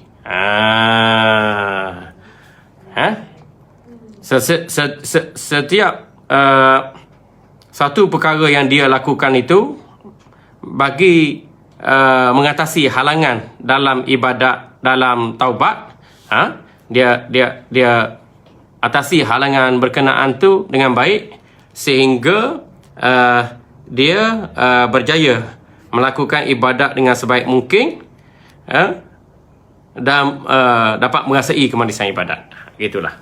Fata'ammal fa iza hiya arba'atun. Tapi kita kena beringat bahawa dalam halangan kita bertaubat ada 4 perkara yang menjadi rintangan. Fa iza hiya arba'atun. Ada 4 perkara menjadi rintangan, iaitu ad-dunya. Pertamanya dunia, yang keduanya wal khalqu, makhluk yang ada di sekeliling kita, yang ketiganya wasyaitanu, syaitan yang cuba menggoda dan menyesatkan kita, yang keempatnya wan nafsu, nafsu yang bergelora di dalam dada kita. Dia kata kita kena sedar, walaupun kita dapat melepasi halangan dalam melakukan taubat nasuha pada Allah, lepas halangan taubat tu kita berjaya dengan taubat nasuha, ada lagi halangan yang merintangi kita tu untuk perjalanan menuju pada Allah, iaitu halangan duniawi. Taubat pun kena makan, kena minum, kena kerja. Duniawi. Kan? Yang keduanya wal khalqu, manusia. Kita taubat, kita nak baik. Ada bini tak baik, bini baik, lelaki tak baik. Bini baik, lelaki baik, anak tak baik. Anak baik, menantu tak baik. Menantu baik, hantu yang tak baik. Contohnya gitulah. Manusia di sekitar kita itu. Bukan kita saja nak taubat nasuha. Manusia di sekitar kita tu, kalau tak bertaubat, dia menjadi cabaran bagi kita. Kerana kata-kata mereka, perbuatan mereka, pergaulan mereka akan mempengaruhi kita. So, kalau kita ni konsisten dalam perjalanan menuju pada Allah, kita tak peduli semua tu. Demo nak buat maksiat lah. Kawal perjalanan menuju pada Allah. Demo nak apa? Demo nak main bola 3 jam, nak main futsal 4 jam, nak main badminton 5 jam, main golf 6 jam. Kan? Demo tak semayah, demo pakai ketak, pakai sendak, tak tutup aurat, kan? Demo nak percaya sangat pada teori konspirasi Yahudi, silakan. Tak sesekali mempengaruhi kawan. Tu dia. Sebab kita konsisten dalam perjalanan menuju pada Allah. Tak mudah terpengaruhi oleh manusia yang ada di sekitar kita tu. Yang ketiga, syaitanu. Syaitan. Kita buat ibadat, dia kacau. Kita tak buat ibadat, dia melalaikan kita lagi. Nak tengok TV lama-lama, kita katakan main Facebook, Twitter, Instagram lama-lama, baca Quran 5 minit panas dah, nyetok angin dah. Duduk dalam majlis pengajian sakit pinggang, sakit punggung, ngantuk, letih, nguak, lapar, nak berak, kembung perut, nak pergi beli barang, kan? Macam-macam halangnya tu. Kan? Syaitan ni dia goda, tak payahlah buat ibadah. Tak payah buat ibadah. Mu masuk syurga dah. Tak payah buat ibadah. Mu lepas dah daripada neraka. Tak goda kita, mu kelah, mu ustaz, mu hafiz Quran, mu mufti, mu kelah, mu hebat. Dak mu teror, mu ganah. Ramah murid-murid mu, ramah orang like mu. Dak mu glamour. Mu apa lagi? Saya tak ada jack kita. Tak, jet ke, cocoh ke, penaik ke, rembah ke, lagi lah bahasa tu. Tapi ingat, walaupun kita berjaya menghadapi halangan taubat, tapi kita kena sedar bahawa ada rintangan lain lagi yang akan menghalang kita dalam perjalanan menuju pada Allah. Yang pertamanya dunia, nikmat mata benda dunia. Yang keduanya manusia yang mempengaruhi sekitar dalam kehidupan kita. Yang ketiga syaitan yang cuba mengganggu, menyesat, menggoda kita daripada jalan Allah. Yang keempatnya nafsu. Nafsu ni hak ada dalam diri kita sendiri. Kita ada 3 perikat nafsu hak utama. Yang pertama nafsu jahat, nafsul ammarah bisu, nafsu jahat. Buat jahat. Menyuruh kita buat jahat semua. Yang keduanya nafsu lawamah. Hak tadi, inna nafsal ammara bisu'i illa ma rahimar rabbi. Nafsu jahat tu sesungguhnya sentiasa menyuruhku berbuat kejahatan, melainkan ia dirahmati oleh Allah. Itu nafsu jahat.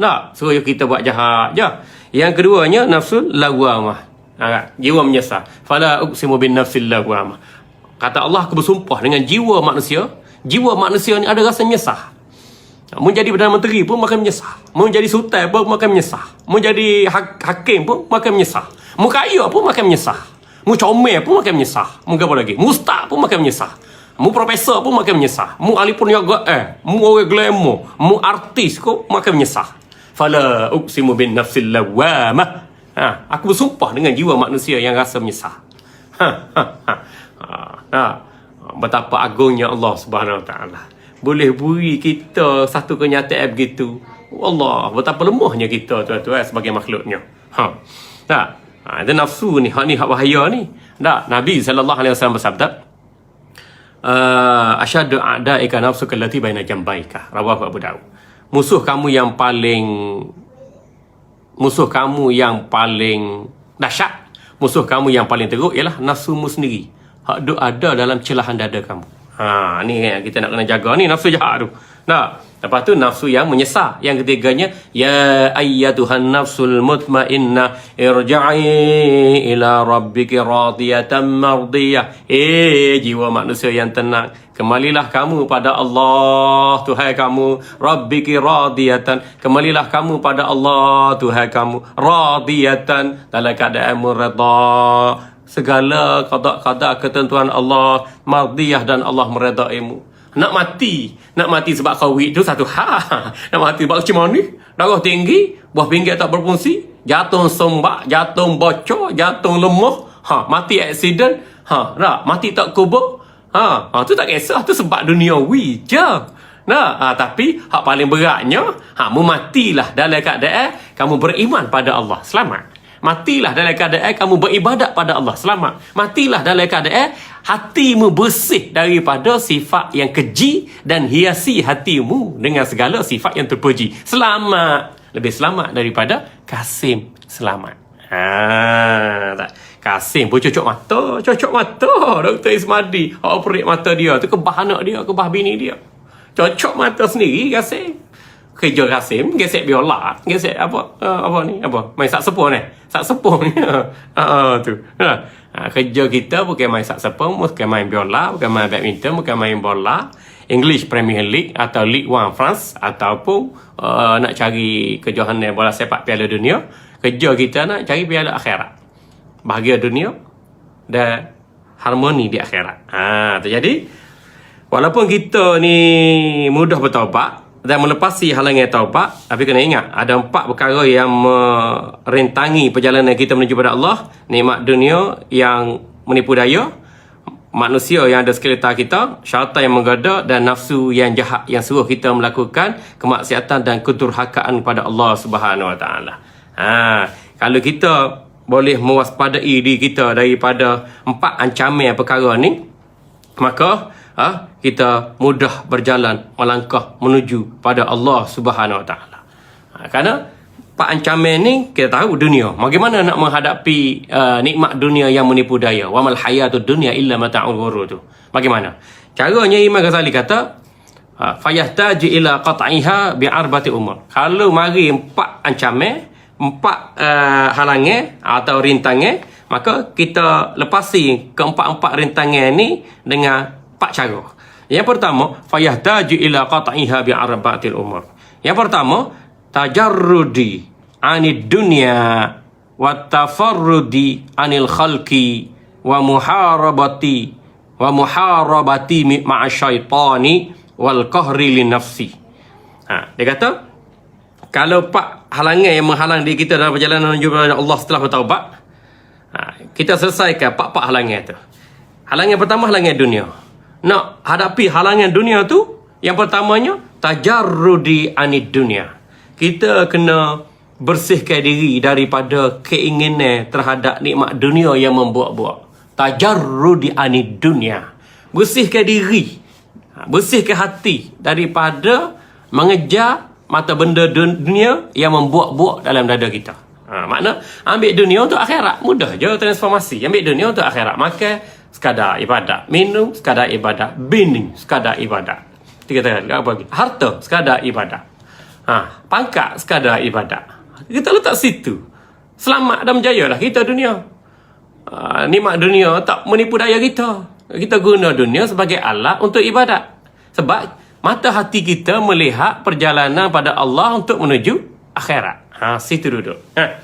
Yang keduanya, nak atasi halangan makhluk manusia yang mempengaruhi kita ni, mudah je. Wattafarrudi anil khalqi. Kena banyakkan ruang untuk mengasingkan diri dari manusia ramai. Kalau kita berkawan, kita bersahabat, pilihlah guru yang baik, sahabat yang baik, kata-katanya baik, perbuatannya baik, dia orang baik, kita pun jadi baik. Asli persahabatan kita dengan dia. Kan? Ni sahabat kita ni kaki takir belaka. Ada ruang sikit, kutu, celah, maki, hina, supoh, serana. Macam mana kita nak jadi baik? Kita pun masuk dalam grup yang sama-sama kita seperti mereka. Jadi untuk mengelakkan orang ramai mempengaruhi kita, kita dipengaruhi isteri, dipengaruhi suami, dipengaruhi anak, dipengaruhi jiran, dipengaruhi rakan-rakan di tempat kerja ataupun pejabat atau dalam komuniti kita tu, maka kita kena tafarrudi anil khalqi. Kena banyak mengasihkan diri daripada orang ramai. Kita mengasihkan diri dengan apa? Dengan zikir, mengasihkan diri dengan semaya, mengasihkan diri dengan puasa, mengasihkan diri dengan selawat, mengasihkan diri dengan ibadat, mengasihkan diri dengan zikrullah. Tu. Bukan mengasihkan diri dengan tengok TV di rumah, mengasihkan diri dengan tidur, mengasihkan diri duduk dalam gua, mengasihkan diri duduk dalam hutan, tapa atas gunung juga. Letih bah. maksikan diri daripada orang ramai supaya mereka tak sibukkan kita, tak habis masa kita dalam perkara-perkara yang sia-sia atau menipu daya daripada nikmat dunia. Maksikan diri dengan melakukan ibadah. Sebab hidup sebenar hidup akhirat.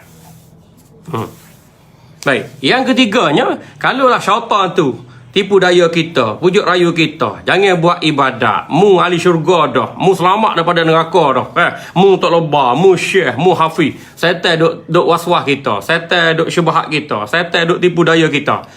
Macam mana cara untuk kita hadapi? Wal muharabati ma'asyaitan, lawan pujuk rayu syaitan, lawan waswas syaitan tu. Lawan tipu daya syaitan tu. Sebab tu nak lawan dengan apa? Lawan dengan ilmu. Ilmu tadi, ilmu akidah Ahlussunnah wal Jamaah. Ilmu yang berkait dengan fiqh. Tak ada dah waswas. Tak ada dah waswas. Kita apa hukum ambil wasi? Haru boleh ambil, haru tak boleh ambil. Apa nak main paksa-paksa ni? Nak main paksa orang ni. Mu paksa pak mu dululah. Mu paksa tok nenek moyang mu dululah nak paksa orang buat apa? Tu. Baru betul. Kasar bunyi tu. Kasar sikit je lah. Payah kita celak. Masuk agama Islam tak boleh paksa. Menikah boleh paksa, tak boleh paksa menikah. Cerah boleh paksa, tak boleh paksa cerah. Jatuh talak boleh paksa, tak boleh paksa. Tapi ada benda hak boleh paksa, waksi. 2 dos. Tu pelik sekarang. Pelik. Okay. Kita keluar daripada gagasan atau gerombolan manusia yang pelik sebab kita nak ukuh qalbi dalam perjalanan menuju pada Allah. Tak kira lah, asalkan sihat je lah. Asalkan sihat, kita tak mengutarakkan orang. Ikutlah. Ambil vaksin kau, tak ambil vaksin kau, ataupun ambil perubatan alternatif kau, silakan. Asalkan sihat, boleh buat ibadat, tak memutarakkan orang, silakan. Yang namanya paksa-paksa tu. Allah dan Rasul tak paksa kita ni manusia nak paksa orang. Huyo. Baik. Kalau syaitan ni menipu daya waswaskan kita, kita lawan dia. Kita lawan syaitan dengan ilmu akidah Ahlussunnah wal Jamaah. Kita lawan syaitan ni dengan dalil-dalil hukum hakam fiqh. Wajib, sunnah, haram, makruh, jelas berlaku dah. Tu dia. Kita lawan dengan ilmu tasawuf. Nak waswas apanya? Tak mayari bukan ilmu la yari, kata Nabi sallallahu alaihi wasallam. Tinggal perkara yang meragukan kamu, buatlah perkara yang meyakinkan kamu. Tu dah. Nak ragu apa laginya. Tu. Saya kata taklah. Tak payah beramal lah. Tak payah beramal macam mana? Allah suruh kita beramal. Qul i'malu fasayarallahu amalakum wa rasuluhu wal mu'minun. Beramallah kamu. Beramal ibadatlah kamu. Hei mamak minah Daud Sulaiman Spiah Gayah Yusuf. Rakyat jelata Sultan Raja. Beramallah kamu. Wa qul i'malu fasayarallahu amalakum wa rasuluhu wal mu'minun. Beramallah kamu kerana Allah dan Rasul melihat segala amal ibadat kamu. Orang beriman pun menjadi saksi terhadap apa yang kamu lakukan. Summa turadduna ila alimil ghaib wa syahadah. Ingat molek sikit. Kemudian kamu akan dikembalikan kepada Allah. Allah yang alimul ghaib wa syahadah, yang Maha mengetahui segala benda yang gaib lagi nyata. Allah Maha mengetahui segala perkara benda yang gaib lagi nyata. Alimul ghaib wa syahadah fayunabbiukum bima kuntum ta'malun. Allah akan beritahu kembali apa yang telah kamu lakukan waktu hidup di dunia dulu. Ingat molek sikit. Ni kita kata nak berjalan menuju pada Allah ni. Kita sedar inilah hakikatnya dalam firman Allah Subhanahu Wa Taala, dan seyogianya menjadi panduan dan pedoman untuk kita. Baik, kalau yang keempat, kalau kita ni menghadapi cabaran hawa nafsu yang keempat, kita kena wal qahri lin nafsi, kena lawan hawa nafsu. Ikut nafsu malah semaya, malah puasa, malah zikir, malah wirid, malah selawat, malah sedekah, malah nak pergi masjid, malah nak pergi surau, malah nak mengaji Quran, malah berlaku. Kalau ada perasaan gitu, kita sedar bahawa kita sedang diserang nafsu ammarah bisu, nafsu yang jahat. Jadi kena lawan nafsu jahat tu. Kan Quran sebut ada nafsu yang jahat tu. Nafsu jahat tak nampak. Tak nampak, tapi ada celah dada kita sendiri. Nafsu yang jahat tu. Nak buat ibadat, macam-macam halangan. Nafsu jahat tu. Yang keduanya, bila nak buat benda baik, nak sedekah, nak tolong orang, nak beri salah.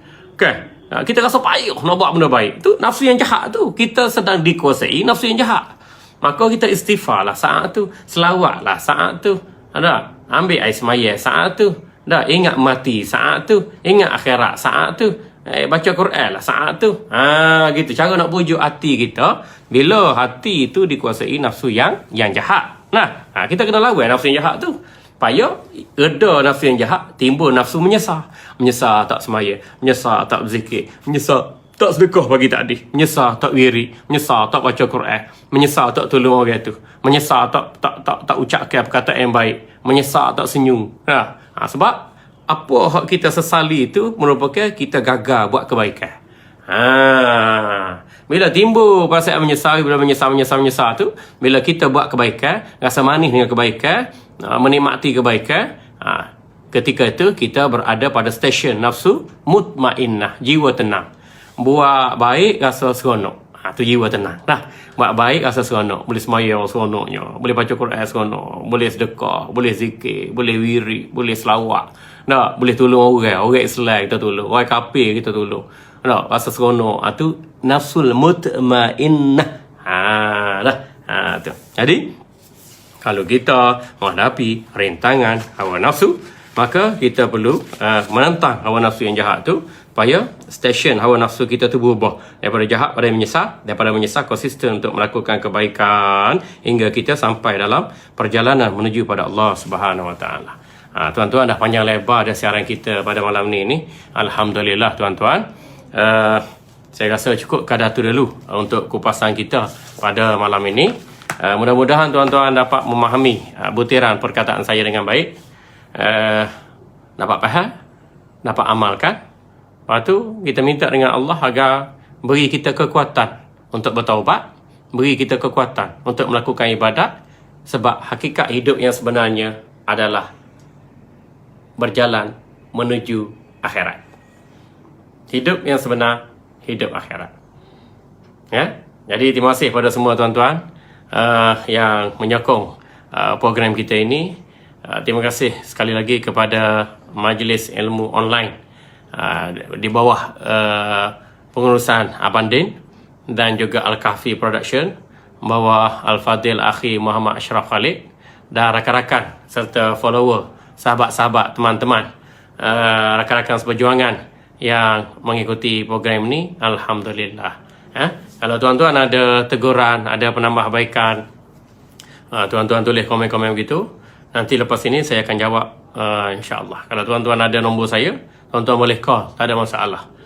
Kalau ada yang Wahabi ke Syiah liberal nak bincang, tak apa, kita bincang. Kan? Bukan kita boleh paksa orang masuk aliran kita, tak. Tapi kita cuba menjelaskan kebenaran dalam apa jua cara dan keadaan sekalipun, supaya manusia ini berpegang dengan kebenaran dan mempersiapkan diri dalam perjalanan menuju pada Allah.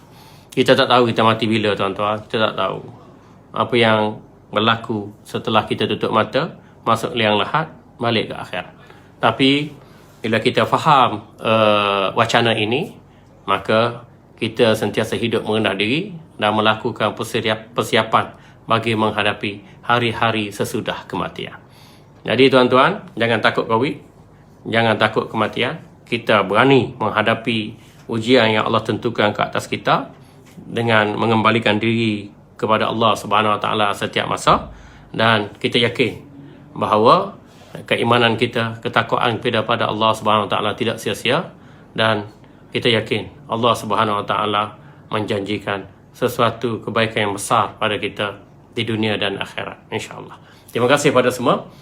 Akhiran aku liqauli hadza astaghfirullahal azim li wa lakum. Wabillahi taufiq wal hidayah. Wassalamualaikum warahmatullahi wabarakatuh. Jazallahu anna sayyidina Muhammadan sallallahu alaihi wasallam ma huwa ahlu. Jazallahu anna sayyidina Muhammadan sallallahu alaihi wasallam ma huwa ahlu. Jazallahu anna sayyidina Muhammadan sallallahu alaihi wasallam ma huwa ahlu. Subhana rabbika rabbil izzati amma yasifun wa salamun alal mursalin walhamdulillahi rabbil alamin. Bismillahirrahmanirrahim. Alhamdulillahi rabbil alamin wassalatu wassalamu ala asyrafil anbiya'i wal mursalin wa ala alihi wa sahbihi ajma'in.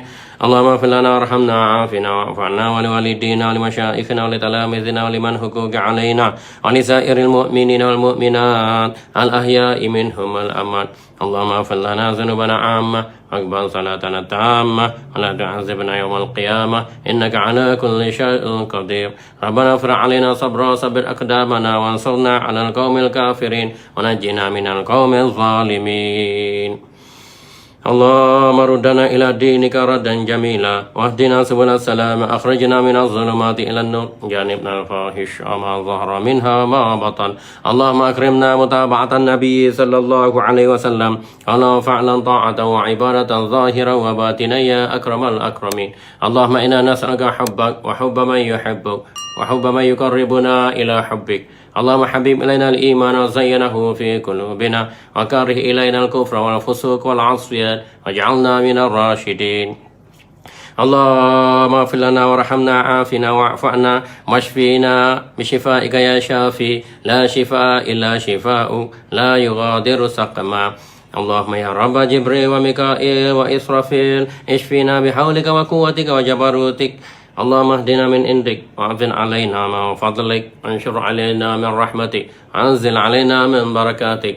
اللهم اجعل جمعنا هذا جمعا مرحوما وتفرقنا من بعده تفرقا معصوما ولا تجعل فينا ولا عندنا ولا معنا شقيا ولا مطرودا ولا محروما. ربنا أحسن عاقبتنا في الأمور كلها وأجرنا من خزي الدنيا ومن عذاب الآخرة. ربنا آتنا في الدنيا حسنة وفي الآخرة حسنة وقنا عذاب النار. وصلى الله على سيدنا محمد وعلى آله وصحبه وسلم. سبحان ربك رب العزة عما يصفون وسلام على المرسلين والحمد لله رب العالمين. والله منكم يا كريم. Terima kasih pada semua. Assalamualaikum warahmatullahi wabarakatuh. Bismillah, Allahu Akbar, Allahu Akbar, Allahu Akbar, walillahil hamd.